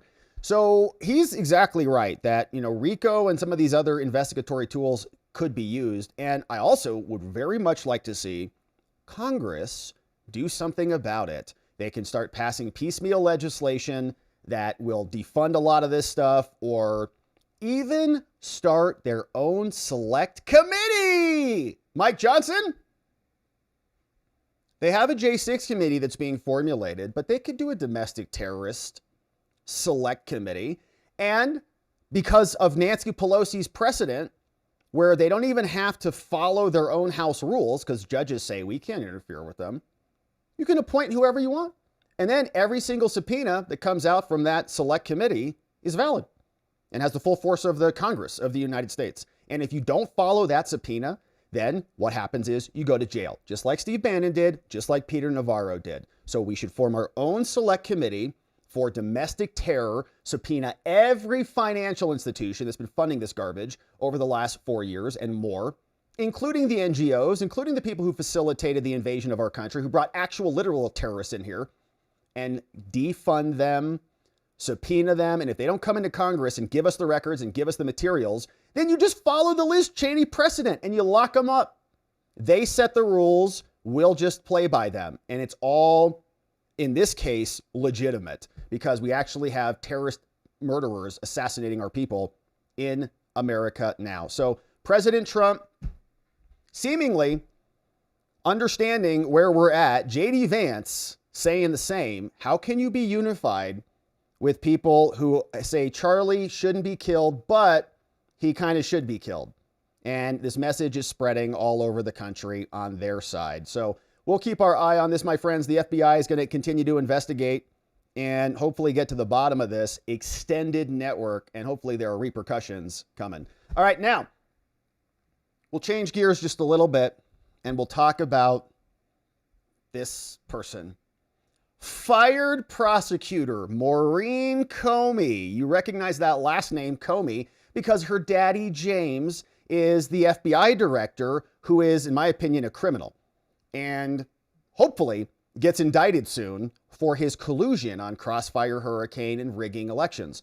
But trying to rig elections by colluding with Brennan, Comey, Clapper, Obama, all of them in that one room to create the Russia collusion hoax. Well, of course we know Maureen Comey because we've covered a lot of her cases here, including some of the Diddy trial. She definitely handled the Jeffrey Epstein case, and she also handled the Ghislaine Maxwell case. All of those were kind of honeypot entrapment schemes, and she did a terrible job on all of them, okay? And so now she got fired from the Southern District of New York, and she is suing everybody in what might be one of the most pathetic lawsuits we've seen from a prosecutor here, but they're all big babies, so it's hard to really parse through them. But here is what they write. Now we'll read through this because it's pretty funny. She's like walking us through her firing, and she's going to explain how awesome she is and how the DOJ thought she was great, and they gave her all these stickers. She has them on her refrigerator. Her mom says she's the best prosecutor ever. But here's what she says in her lawsuit. Maureen Comey, James's daughter, she also kind of blames her dad on this. Like, my dad hates Trump, not me. So I'm getting victimized for my political opinions, which aren't even mine. She says that she's writing about herself. So her lawyers are writing this about her. She's exemplary. She's dedicated. She's highly decorated, blah, blah, blah. Now, she's handled all of these cases. You remember this. Her outstanding record was actually terrible. Sean Diddy Combs, she got a split verdict on that, like didn't even get the big charges. And we know that case was a stretch. I mean, not to say that what he did was not, was, I think, immoral and, disgusting and all those things. But they charged it as a RICO so that they could bring in these other cases and then have this ongoing conspiracy so that the last offense could be kind of bundled in with the earliest offense. I mean, the whole thing was ridiculous. And of course, she basically lost that. Also, she handled Robert Haddon, Jeffrey Epstein, which the indictment for that was like 90 minutes. Okay, we read through the documents here a couple weeks ago. 90 minutes. And Ghislaine Maxwell as well. Very short indictments. Basically, they didn't bring in any victims. They brought in like one investigator to testify and go through slides, and that was it. In recognition of her work, she was repeatedly promoted. Do you know why? Because she was playing the game. Because she was covering all these cases up. There was no actual real investigation into Epstein or Maxwell. We saw that. Epstein, they just needed to sideline him. Maxwell, as soon as they lost Epstein, they had to go get her. And the Diddy case, as disgusting as it was, felt much more like an operation. It felt like they needed to go get some compromat, or they needed to make sure he did not have compromat. Okay, so it was like a sword or a shield. Now, she handled all those. They were terrible. Despite her exemplary performance, even though she did not get a full convictions on Diddy, and the Maxwell case was also like 4 victims. We got nobody else other than Epstein or Ghislaine because they bundled it up and cordoned it off. Now, despite her exemplary performance, which was terrible, they gave her outstanding reviews. And they didn't identify any cause for her removal other than the fact that Trump is the president of the United States, which is enough. So her termination without cause or advance notice, they say, is unlawful, unconstitutional, and so now she's suing. They haven't given us any explanation because there is no legitimate explanation, and they don't need one. Rather, they fired her because of her daddy, because her father is James. So I got fired because you don't like my dad. All right, Maureen. And perceived political affiliations are both. We know that James served as the FBI. He wrote a critical memoir of President Trump, publicly criticized Trump, continues to publicly criticize Trump, posted 8647 on social media, which of course was threatening, as President Trump noticed. So following Mr. Comey's social media post, Trump supporters called for firing Miss Comey, the daughter, and they bring in Laura Loomer. Laura Loomer comes into the game. On May 18th, Laura Loomer goes wild. She says, Mr. Comey's liberal daughter and her Democrat husband must be fired immediately for being a national security risk. 100% right. Saying that they just committed a felony to try to assassinate the president after the 8647, right? She's like, take out Trump. So the daughter has to go. She's calling Attorney General Pamela Blondie, Miss Loomer, saying if we keep her, if Comey is here, every deep state operator is being emboldened. Laura Loomer's right. After Miss Comey's termination, Miss Loomer boasted that the decision came months after my pressure campaign for Blondie to fire Comey. And so they say, well, it's clearly political. Laura Loomer got Maureen Comey fired. And they say the executive branch can't do this. Congress protected her. That's all nonsense. I mean, so I pulled up the U.S. code here, and there's a couple sections. The first one is section 541.28 U.S. code. Very short statute. It says, each United States attorney in subsection C is subject to removal by the president. Each United States attorney is subject to removal by the president. It doesn't say only if you fill out the right form and the form is approved by the real president, or only if there's for cause, or any of those. Prosecutors are basically at-will employees, okay? And it happens all the time. Clinton came in, fired everybody. Obama came in, fired everybody. It happens every time. So you're allowed to just get rid of the attorneys. Now, this is a United States attorney, an attorney who is Senate confirmed after a presidential appointment.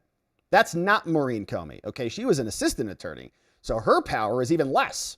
So the president has clear, unequivocal power to get rid of U.S. attorneys, and then They also, under Section 542, one section over, says each assistant U.S. attorney is also subject to removal by the Attorney General, Pam Bondi. So there's 2 statutes that support it. But she's still suing because she's just a big baby. And they're writing saying it's all about due process and the rest of the things. And so let's just show you here. Of course, she went to Harvard Law Review. They're mostly plagiarists and liars there at Harvard, as we can tell. And they're also incompetent because there are Harvard lawyers like everywhere, all around the government. It's like they're ever like Harvard. Oh, I went to Harvard Law. Or like Yale, or like the Bidens, like brought in the Oxford people. Our country is not in good shape. They have to be some of the dumbest people on the planet. I don't know what they're teaching them there. So I don't really know what that means, if anything. And we know, like, there's plagiarists there. I mean, everybody's plagiarizing in Harvard. They just let you in. In fact, I think you might have to be a plagiarist in order to get in there. But she completed her clerkship, and she's amazing. And she's got decades of service. She's got over 200 convictions, briefed and argued multiple appeals and all the things. And yeah, and by the way, like, we have a lot of criticisms with the FBI and the DOJ. I mean, a lot of this is, look at this. These are all of her stickers. Look at this. They put them in a bullet point list. I'm sure she read this.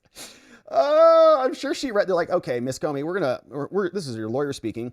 We're going to file this lawsuit on your behalf. Let me just send this over as a draft. Make sure if we're missing anything. So she's like, well, actually, you're missing my bullet point where they said that Miss Comey is highly accomplished in every respect, and I'm outstanding. So add that bullet point in here. You can kind of picture Maureen Comey like going in, markup, change, track changes, markup, go to the comments, add in here, more comment from Maureen Comey. I also am highly accomplished. Okay, let's edit that in there. Perfect, highly accomplished. And she works tirelessly. That's great. Put that quote in there for my peer review, my performance review. And she demonstrates excellent courtroom presence. I don't think so. Nobody's really speaking too highly of her, saying like, wow, she delivered a burner opening or closing argument. They brought on like 4 or 5 white chicks to prosecute Diddy. Remember that? Like all her white girlfriends to come in there and prosecute a racially charged case. All right. So as further testament to her dedication, she won some cases. And almost 10 years, she served with distinction. All the things. All right. So they're going to give her a big laundry list of this. Let's fast forward to it because you get the gist of it. But what ultimately they're asking for is that she be reinstated. She says, I didn't get due process as you fired us. And a lot of it's like accolades. And then they go into Laura Loomer and they say, you can't fire her. There's a Civil Service Reform Act. And you know how this lawsuit is just so pathetic is when they get down to the Merit Services Protection Board. Okay. If you're a fired government worker, you can go file in the Merit Service Systems Protection Board. There's a whole separate jurisdiction set up. Go complain over there. You don't get to come file Article 3 complaints because you're mad you got fired. There's a whole system set up for it. Congress created it. Now, she is saying, I can't use it. It was designed to resolve these disputes, but Trump is basically nuking that board. And saying Trump put a bunch of people on that board. And so now it's not going to give us a good outcome. So accordingly, as of this filing, there's only one remaining member on the board. And so there is no quorum. And so I can't even bring my claim there. So I have to sue here. And to be clear, they say that Trump is ignoring the rules. And so they say Trump is violating the separation of powers, which is a joke because this is all happening in the executive branch. Trump is the president. The DOJ exists under the executive branch. So he's literally firing somebody in his own branch. But they're saying, well, he's not following how Congress told him to fire somebody. So it's a separation of powers problem. It's just idiotic. Violation of the APA, which all of these claims have failed on. Everybody has failed on this who's tried it so far. So she's trying that again. Another APA claim, freedom of speech claim, and a due process claim. Okay, so property interest. She thinks she's got a property interest in this job. What a joke. Okay, I've got a protected property interest in my continued employment. No, you don't. We've seen this like 15 times here over the last several years. Every fired government bureaucratic hack says, you can't fire me, and they all lose. They've all been fired that we've covered here. So it's a ridiculous lawsuit. Honestly, I don't know how much he paid for this or if they're doing it pro bono. Who's getting paid for this right now? Koskoff, and Beater. Oh, Margaret is her name. Margaret and Ellen. That's going to be great. So Margaret and Maureen going in and trying to sue Trump for something that is totally lawful. It's a really embarrassing lawsuit. I think they're going to lose pretty quickly. And Maureen is going to have to go get a new job. Just go work with Mark Elias or one of them. We know where you're going to end up. So this lawsuit just got filed today and attorneys are coming in. So we'll see what happens. This is happening in the Southern District of New York. It has not been assigned to a judge yet. So we'll see who gets it. We know that Judge Gia Cobb is shoving Lisa Cook back into the federal position. We haven't talked about that yet because of the recent events. But Maureen Comey scrambling to keep her job. She got fired and she's blaming her dad, which is very rude too. We know that just like father, like daughter, and she's a terrible prosecutor to boot. So you're fired, go find a new job and get out. All right. So my friends, if you're just joining us, quick recap on what we talked about.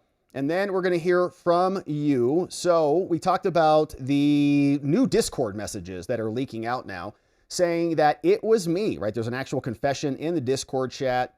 Kash Patel came out today saying they've got DNA evidence that matches Tyler Robinson back to the scene, found a screwdriver, found a towel, and apparently it all matches up. Although now we have questions about the screwdriver. Where was the screwdriver? What was it doing? What was it used for?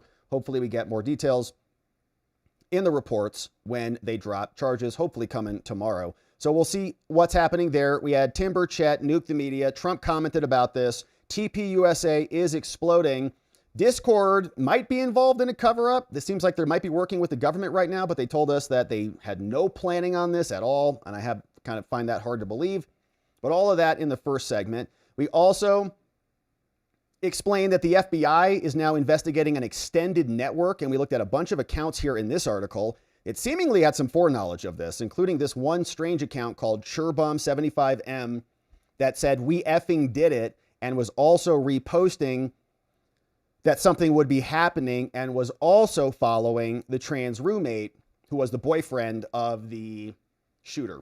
So strange stuff happening there. FBI's looking into it. We saw what's happening in some churches across America. I didn't have that at our church, but that's an interesting thing that's happening elsewhere. So we'll see if there's any reaction to that from the government. We also have Nancy Mace saying, how about we look at defunding some of these terroristic cells that are called the universities? And Rep. Luna is asking Congress to look into this person who is funding a bunch of problematic affairs. J.D. Vance came out and said, no unity, no peace, not with these people. And that is the right answer because they have a bloodlust. They want you dead. How can you negotiate economic policy when they want you murdered? So we've got that. And we saw more reaction from Trump saying, in fact, maybe we should declare Antifa a terrorist organization. And I would encourage a select committee. They can do whatever they want because Nancy Pelosi set those terms. And then lastly, we talked about Maureen Comey going crazy. She says, you have to hire me back. Even though the law says the president has a lot of power to fire you because you are in the DOJ, which resides nice and cozy right up under the executive branch. So covered that. We'll see what the judge says. May shove her back in there once it gets assigned, but it could be an interesting one. I'm sure Daddy is not happy about this. But now, my friends, it is time to hear from you. And another quick reminder that Charlie Kirk has his memorial service this Sunday. It's going to be in Arizona. State Farm Stadium will be there. I hope to see you there if you can make it so that we can all pause and remember Charlie and show our respects. Happening this Sunday. We also are just flagging this just so you're aware that we made a dono to the family. I think to the family. And man, people are donating so much. I mean, look at this. So we made a dono. I mentioned it at the start of the show, but I wanted to just thank you again. Any super chats, any memberships, all ad revenue, everything that we got over the last 3 days of last week when we were covering the Charlie Kirk assassination has now been put forward over to Charlie Kirk and the family. And that's all possible because of you. And so, yeah, some big donos coming in. So anyways, so we donated, my friends, and we're very glad to have done that. Thank you for enabling us to do that. Thank you for making that possible so that we could pay it forward. And I'm really grateful for you and the community that we're building here so that we can support and do stuff like that. All right, so now, my friends, let us hear from you. And locals, hang tight, because we're going to also take your comments today. We're not going to do an after party today because your boy's got a tight schedule at the close of the day. But we will take your comments and make sure we get everything, of course, here today on the show. And my friends, thank you for sending these donos in and for supporting us with these great new membos. We see some new membos coming in. Grab the members only stream from this morning. Membos too. If you missed that, we had a good one this morning. And let's see, man, it's great to see everybody. Look at these great comments. Here it is. Oh, it's Monday already. Monday already in the house. I know it's here. It's kind of, everybody's, kind of recovering from the trauma. Uncivil Law. What's up, Uncivil? Kurt in the house right next door. Check out Kurt's channel, Uncivil Law. He says legal advice. Murder remains bad, illegal. Period. Please don't. It's excellent legal advice. Yeah. Murder is bad and illegal. So don't do it. It's pretty good advice. It's too bad Tyler Robinson didn't get that advice. Maybe Charlie would still be alive. Thank you, Uncivil. Thanks for being here. Good to see you, my friends. Go support Uncivil Law right next door. Does good legal content. And we're glad you're here. What's up, Uncivil? Chat with me. Still so hard to imagine he's gone. I know, man. It's surreal. And I see these clips of him and I'm just like, oh, yeah. I mean, we'll probably see more of him tomorrow. I'm like, oh, he's not going to be here tomorrow or ever. So I think part of the challenge and a blessing is he is all over the internet. We can choose to watch him whenever we wish. Not so for Erica and the children. Man, that is a heavy comment, chat with me. I know, man. I know. It's like and his clips hit differently. They kind of hit differently. Like, oh, before it's like, oh, it's just another Charlie Kirk clip. But now you're like, man, that was like poetry that came out of his mouth. It was beautiful. It was like inspired by, like divinely inspired. Like, what was that? Everything has a little bit of more, oomph to it. It's good. Newbie. I mean, it's not good that he's passed, but it's like, man, there's energy behind it, man. There's a lot of people really lifting this up. So Newbie, what's up? Hey, 12 months as a membo. Thank you for the donation. Newbie, thank you, my man. Thank you. We couldn't have obviously done it without you. So thank you for that. We are Charlie Kirk. We are, man. We've got a lot, to carry forward. Nobody's ever going to replace Charlie Kirk, but we all have a little Charlie Kirk inspiration inside. What's up? Debbie in the house. Hey, thank you. Hey, Debbie-O, that donation to the Kirks was very generous of you and Alexis. Nicely done. Thank you, Debbie-O. Yeah, well, it just felt right. I don't want to, it felt right. It felt like the right thing to do. And thank you, Debbie, for making it possible. Thanks for being here. Thanks for making this something that we can, make a living at. And, we wanted to pay it forward. I know a lot of people can't donate, so we did. It's all going to them. All right, former LEO. I thought that thank you for the dono, Debbie. Thank you for being here. What's up, former LEO? I thought that it was business as usual. And when a new administration came in, they fired all the prosecutors and replaced them with new prosecutors selected by the new administration. Yeah, it happens all the time. Like every president does it. That appears to be able to terminate without cause. Exactly right. Yeah, I don't even know what she's suing about. She's just like mad. Honestly, it's like she went into a law firm and they're like, oh yeah, we can win. It's just going to cost 10 grand. She's like, you really think I have a shot? Like, yeah, totally. And we used to get people like that coming into our office, come in, hey, what do you think of this case or whatever? Well, that attorney told me something different, completely different. Well, that's because they're lying to you.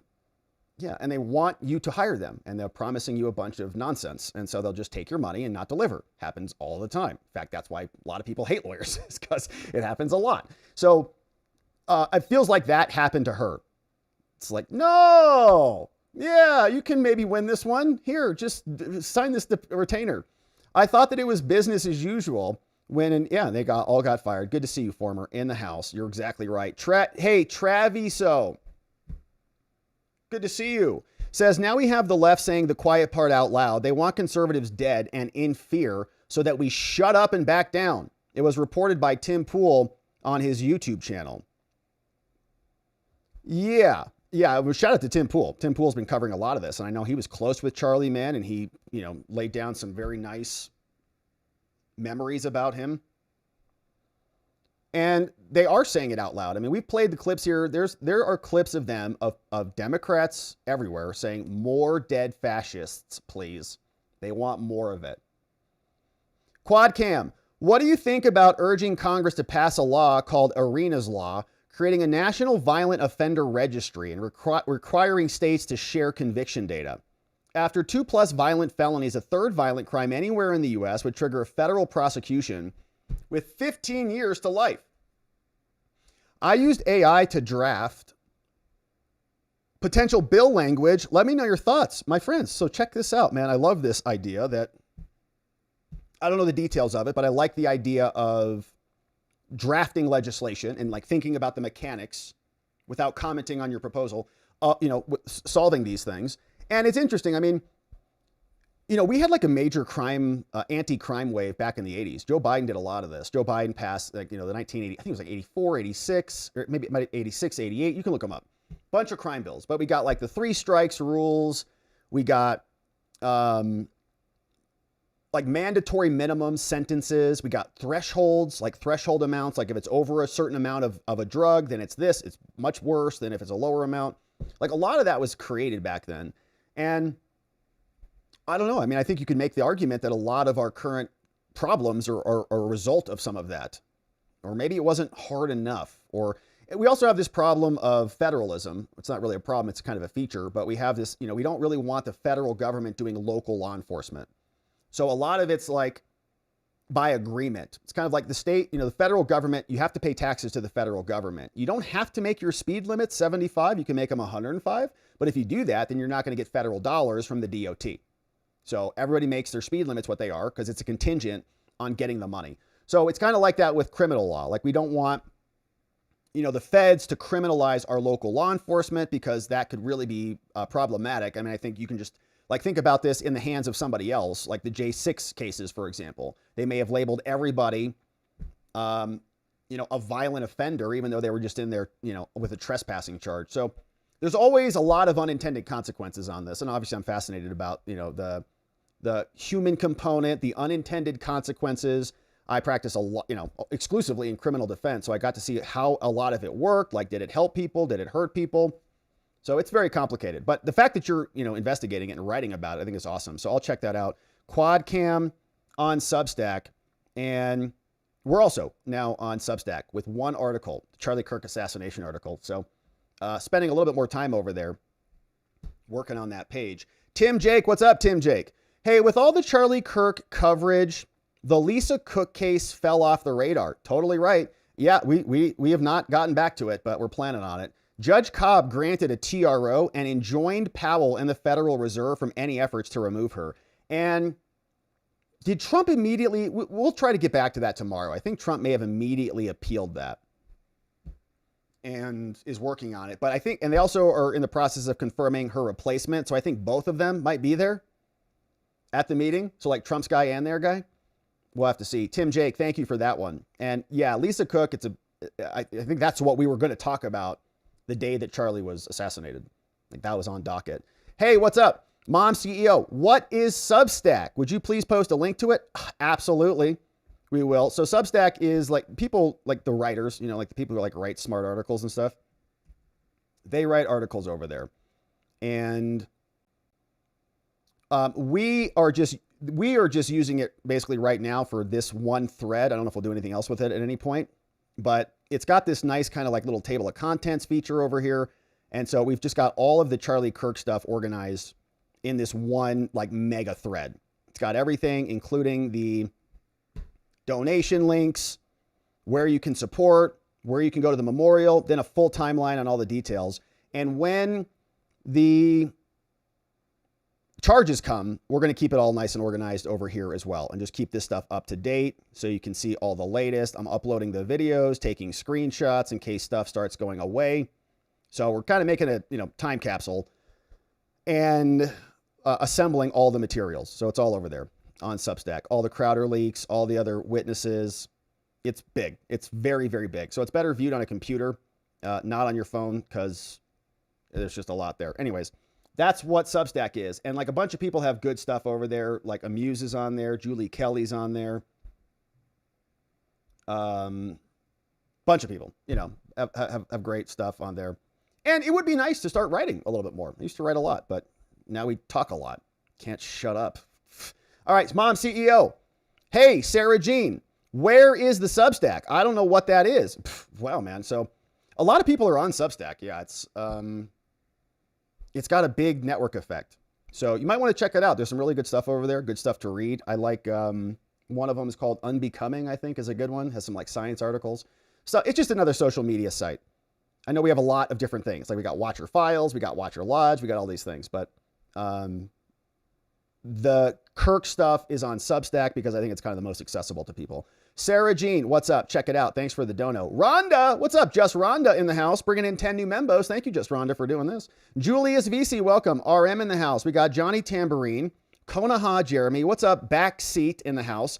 Gaunter Odim, what's up? Homesmaker, Phoenix in the house. Josh Cantor and Cynthia, all gifted membos, courtesy of Just Rhonda in the house. Leonard says, thank you, Just Rhonda, for that. Welcome 10 new membo friends. We are glad to have you. Leonard says, Dems have long routinely called conservatives fascists. The corrupt media never even hinted that it is a serious insult to call a person fascist. Yeah, and yeah, it's an interesting distinction because it's like, well, we sometimes call them communists, and communists are also responsible for killing millions of people because many of them are communists in their ideology. I think it's like, it's like, you know, you can call people what you think they are, but it's more than that, right? It's like, and you're in the way that they define it. It's like you're a Nazi who's going to kill everybody. So it kind of justifies, like it's fascist plus. It's not just saying, well, somebody believes in fascist ideology, and here's why. I think that they think that there should be an interface between the government and business so that the economic model is more like fascistic, where it's all kind of, you know, and you make the argument that maybe we kind of have a, you know, a fascistic society already, you know, in a way. So it's like a new phrase. It's like, it's not just you know, making an observations about somebody's ideology. It's like, well, I think they're communists, and you know, communism is a very pernicious ideology. It leads to a bunch of things, but there's not an implied you are allowed to murder them in that definition. So it's hard to define, right? This is the problem with speech. But their argument is, we don't condone political violence, but Charlie Kirk was a fascist, which is basically enabling and endorsing the murder, which when we say communist and things like that, we're not endorsing that. Bucky's is Rome. If you live in California and have kids and are conservative, get the F out right now. No hyperbole. Gavin just signed the new law that allows the government up to 5 degrees of separation from a family member to be appointed by the state to take your kids. Don't walk, run out of California. I think that's probably good advice. I mean, that's advice that I have personally taken I got out of a bluish county and came to a very red county. I left a big city, came to a very small town. And that feels like the smart play, especially if this thing continues to, unless you have a good reason to be in a city. Like I had a good reason to be in a city, needed to find a nice gal, you know, get established a little bit with some other business people and all the things. So like there's a reason for it, but once, you know, you can, I think move into a friendly jurisdiction is safer because these people literally want you dead in some locations. It's crazy. Hey, maybe. Thank you, Maybe. Thanks, Rob, for the Kirk family. Thank you, Maybe. Amazing of you to send that in. Yeah, so really nice to have you. Thanks for being number 1 in the chat, Maybe. Very nice of you. Jay Marino says, Occam's razor. Charlie Kirk was assassinated for trans blasphemy. Men cannot be women. He was killed for science. The left is the same as ISIS. It's as simple as that. Yeah, and I made that analogy last week. It's like the closest analogy that I can think of, doesn't feel exactly right, is 9/11 after Charlie Kirk. It feels like after 9/11, we were all concerned that there was, you know, an Al-Qaeda cell, like, in your backyard. Remember? Like driving around, like what else is going to blow up? And those were a couple terrorists, like, 10,000 miles away. Now we've got a bunch of terrorists in your hospitals saying, yeah, no, if you're a fascist, you should just bleed out. So it's kind of a surreal experience. CL, what's up, CL? Screwdriver to assemble, maybe, to assemble and disassemble the rifle. But then where was the screwdriver found? And did he reassemble it? Maybe he didn't he assembled it, but then why is he walking with a stiff leg? So, like, I don't know. I don't know if he's disassembling and reassembling. If he disassembled it, why didn't he just put it in a backpack or like a longer bag? I don't know. Chubby, I understand Cash and Dan are trying to bring back faith and trust to the name of the FBI, but they're really trying way too hard, pushing it too much, in my opinion. They need to stop singing the praises of the FBI every single time they're on air. It's starting to make me wonder if they're just trying to convince the public or themselves. Yeah, I agree with that, Chubby. It's like, when I see some of Cash's posts, I'm like, yeah, but like the dad kind of solved the case. And I really have some questions about the FBI. Like, how did they not get this facial recognition of this dude? You know that your DMV, your MVD, I represented people charged with crimes like this. There's a situation where people will like go in, like I never did this with my younger brother, but I could have, where my brother would just go in and take a picture with my stuff and just say, hey, I need a duplicate ID, right? Eric and I looked exactly alike. He's not with us anymore, but we looked exactly alike. And when he was younger, like let's say he wanted to go drink, then he could have gone into the Arizona MVD with my information and gotten a photo of himself on my ID, essentially, right? So people do this so that it's like real. And they show it and it looks exactly like them. They're just kind of, secretly using another person's identity. Well, the DMVs and the MVDs, whatever your state calls them, they like match those photos up. They do AI. They say, oh, we've got these two photos that are not exactly alike. So one of these people doesn't match this record. And they scan the faces, like they know. And like DMV and MVD photos are huge. Like, so this guy's face didn't pop up on the DMV photos. They had like most of his face. They didn't have his eyes or his hair, but like, come on. Their analysis couldn't spit out 100 names and they couldn't have tracked all those 100 names down. Like the dude lived in Utah. Not even far away. It wasn't like some foreign agent or something. I'm like, they didn't have his freaking MVD photo. They can look up your MVD photos for photo radar tickets. You get a photo radar ticket. It's on a crap camera. They're like, well, who is this person? They just look, they just look it up. They look at your residence. They say, oh, okay, well, it doesn't look like the driver who's registered here. Who else is driving the car? Oh, they look at your residence. Oh, pull up the wife's address. Oh, it's the wife. Oh, it's the wife's face right there. Just send it to the wife. So, yeah, I'm a little bit baffled on that. And then they come out and like, we did such a good job by publishing the photos. We published the photos so hard. Okay, that's great. Great job. So that's great. So we better, I hope to see some good precision. Cash also kind of botched the release. We got the guy, then we don't got the guy. I don't know. George Garbanzo, the writing on the fourth bullet was in reference to an online group he belonged to. If you read this, you're gay is the name of the group. I understand that this is a group they are focused on.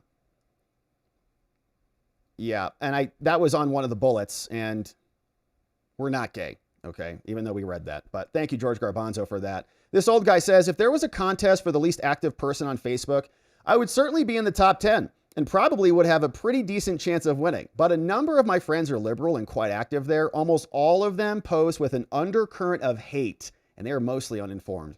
Yeah, this old guy, that's been my experience too. There's almost like a bitterness, like a resentment to it. It's much more than just the ideology. Like you can have disagreements about ideology. I just don't think they like the success. Like that's a big reason why they hate Trump, because he doesn't really give a crap about about any of their usual, mechanisms of control. Jay Marino, what's up? Says Scalise, Ferguson, and a bunch of other names. These are the people who brought us Biden.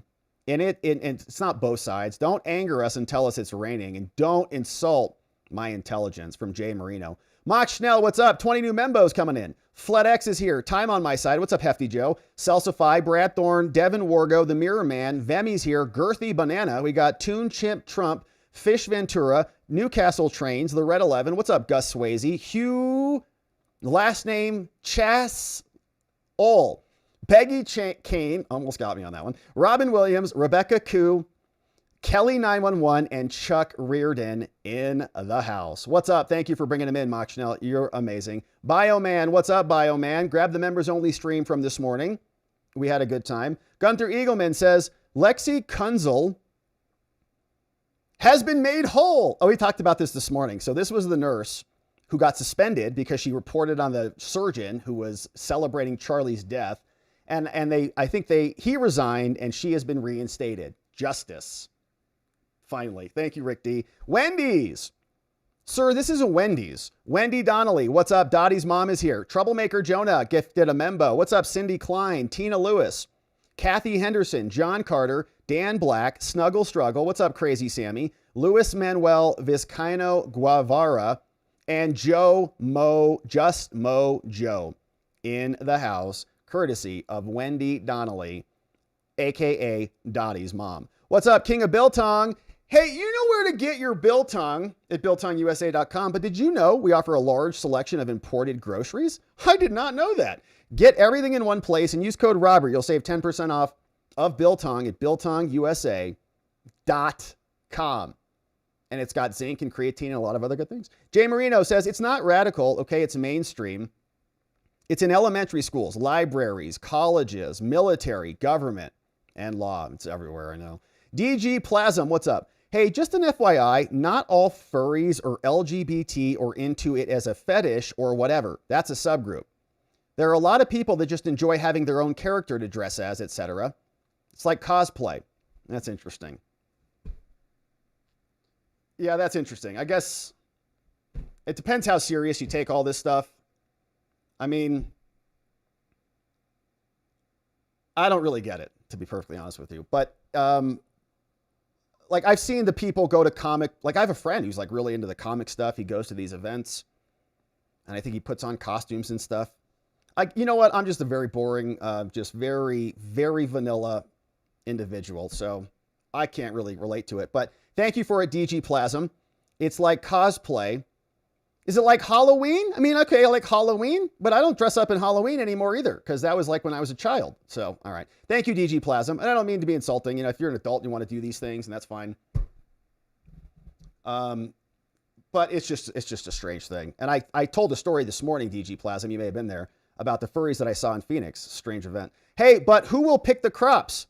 All the liberals who got fired, they can do it. Bucky's is Rome says, me after working all weekend to get people fired for celebrating Charlie Kirk's death. You know, it ain't much, but it's honest work. Shout out to that guy.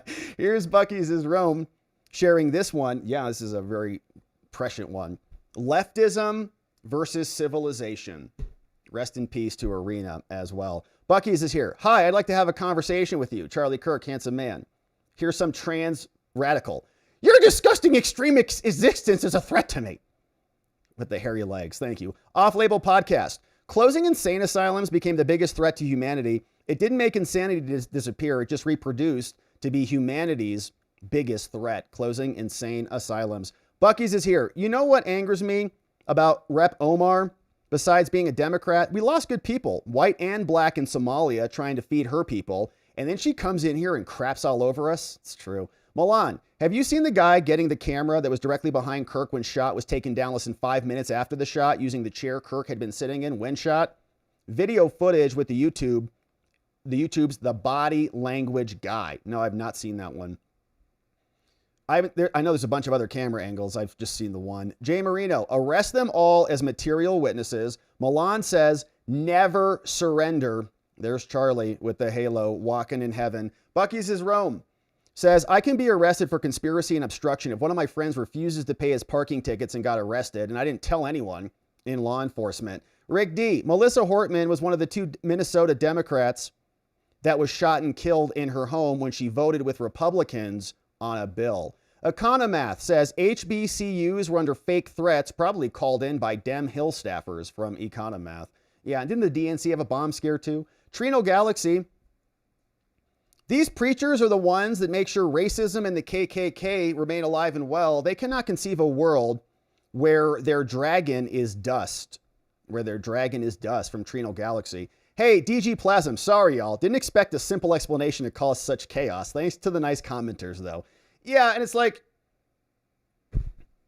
you know, I don't want to like, I like people can do whatever they want. Like, no, like I don't want everybody to be into like what I'm into. That would be kind of a boring and bland world. But I guess it's like where do you draw the lines? And I think some of the furry stuff gets concerning because it's kind of like child directed. You know, it's like animals and characters and like the dogs. Like you see these dogs like running around like sniffing kids at these events. And you're like, what the hell is going on? So it's just. But it's like if you want to dress up on Halloween and like have a cool costume, like that's pretty cool. Like I saw this one video of a dad who like made this like Star Wars like walker thing and put his daughter in it, like walking her around. I'm like, hell yeah, that's awesome. So, you know, it just kind of depends. Anyways, Jay Marino, use the N-word in a post and count the seconds before you're fired. Is that free speech? No, it's not, right? You're not entitled to a job while you're dropping the N-word everywhere. Trino Galaxy, what's up? The left crying about free speech now it's about them getting canceled is just doubling down on abhorrent behavior and demanding they face zero consequences. Facts matter, what's up? Hey, really miss this amazing community. Sad this is the story. I came back into my fave community. Ailing parents are tough, so cherish every moment. Facts matter. It's great to see you. I'm sorry your folks are ailing, but I'm glad that you're there for them. Bill Dozer, code Pinkos.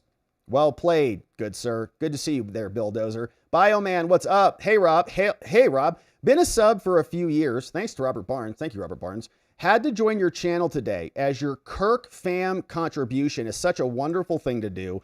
Keep the great content coming and tell Joey we said hi. So amazing. Yeah. So Joey, it's his last day. So we're going out for steaks and doing all the things tonight. So it's going to be fun. Thank you for that, Bioman. Thanks for joining up, man. Thanks for being here. Chat with me. Seems young people are having trouble getting schools to approve new Turning Point chapters. Well, we may have to defund those schools. Hey, Newport Marina. Wow, thank you for donating on our behalf. Love this channel. Thank you, Newport Marina. Thank you for watching. Thank you for being here. Thanks for enabling us to be able to do that. We're grateful. Fox and Noodles, what's up? Welcome aboard, Fox and Noodles. Just Rhonda. Yeah, new Charlie emoji for the chat. Heck yeah, that's amazing. Rustus Android says, I'm struggling with the response. I'm so angry. Thank you, Robert, for reminding us we can be angry, and not take it in, but in the proper way, keeping a balance. Thanks for all you do. Thank you, Rustus. Thank you, man, for being here. I think it's human to be angry. If you're not angry, it's like, what? Are you even alive? Did you see what happened? So I think it's reasonable, and the people telling us to just calm down and like turn, it's like, no. We're angry for a reason. Like, there's a good reason for that anger. We're not going to go kill anybody over it, but we want change in America. Chat with me, Rob. This may be a nationwide one. Event in Arizona. You may know some interested. James O'Keefe has given out free cameras to be used in schools. Thank you, Chat with me. Shout out to James O'Keefe. Bobsco, what's up? Bringing in William Bolick. Milan, how about just a federal registry so states can talk to each other for violent crimes? They do have some mechanisms for that. And, you know, they have what's called an interstate compact. So like states can hold each other, and you arrest somebody, then another state, we have a warrant for that guy, so we want you to send him over here. It says, I watched an eyewitness to the assassination say Kirk's daughter was frightened from the loud noise of the shot and out of fear darted to get her dad to keep her safe. Oh gosh. Thank you for that. Sharpie guy. Hey, please post the donation for Charlie again, Rob. My heart aches and throbs for Charlie. I need to help his widow and family. I am a widower and have never found peace with it. Perhaps helping Erica will alleviate some. It's a tough time and tough trip, brother. You're right about that, Sharpie guy. So yeah, the donation link is right here on Give, Send, Go. So I'll just drop that in the chat, and then you can head on over there and make your donation. So we'll drop that over here and over here and over here. Boom. All right. So Blake, what's up? I assume they would find him 1 to 2 days after they posted the photos of him. I also agree they are pushing the quick response of the FBI too hard. Still confused how he got the gun off the roof. Yeah, you're not alone on that, Blake. Thank you for that one. Former said George Floyd had a memorial statue, spray paint, And the incident occurred in New York. It certainly appears to me that vandalizing a memorial should have the same prosecution. How can what the suspect did not be considered a hate crime? And Hardened Patriot says, need to revisit the Smith-Munt Act as well, which is the propaganda stuff over happening across our media. We got some comments over on Locals. Former talking about George Floyd. Awesome. We got that comment from Former. Zone Girl says, love you, Rob. Such a fine young man. I take no credit for it. It's all my mama. Trudy, 3 million people in London per the police, 25 arrests. Of course, the MSM focused on the arrests. Time to kick some of the press pool out for repeated lying and gaslighting to the people of the world. Hey, thank you, Trudy. That donation is awesome, Rob. Great news. Man, thank you, Trudy. Thanks for supporting us so we can do that. Harden, X account that predicted Charlie Kirk's assassination. Linked up right there from Hardened Patriot. What's going on, Sadie? Says, Rob, this is the doctor that got fired. And good to see, or it resigned, I think. What's up, Hardened Patriot? So Sadie shared the link over there, sjgp.org. What's up? This one from Sadie. Amy Ann. Yeah, remember Maxine encouraging Dems to get in our faces? We do remember that. We have her video on the Substack. I just wish Cash would quit doing FBI commercials and tell the truth.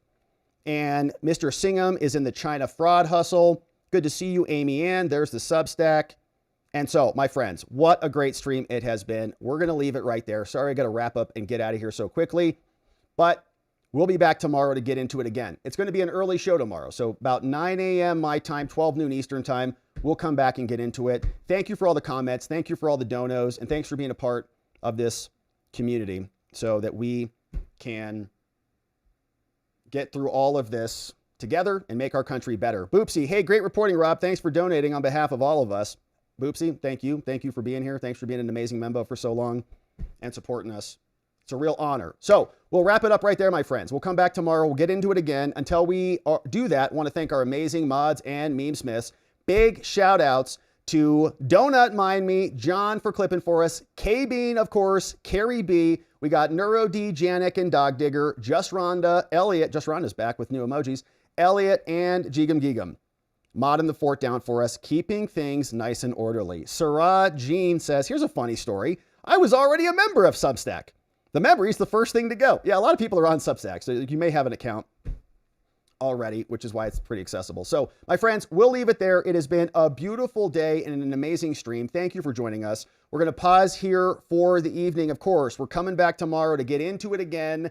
And in order to do that appropriately, we are going to need to see you right back here so that together, with your help, we can shine that big, beautiful spotlight of accountability and transparency down upon our system with the hope of finding justice. Make it a beautiful night, my friends. Sleep very well. We'll see you right back here tomorrow. Bye-bye.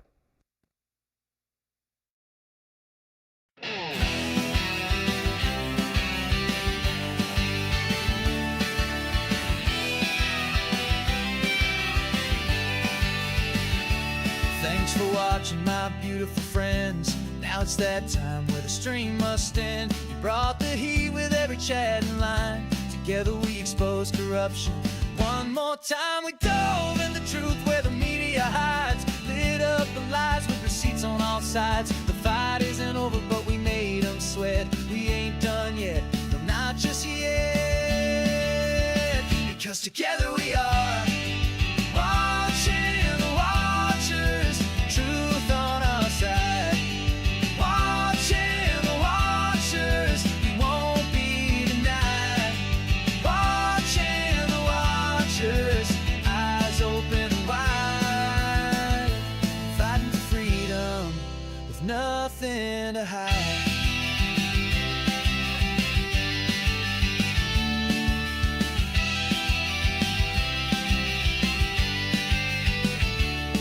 Drop a like and don't forget to share. And bring a friend who's ready to care. Tomorrow's lies are just today's news, but here we see through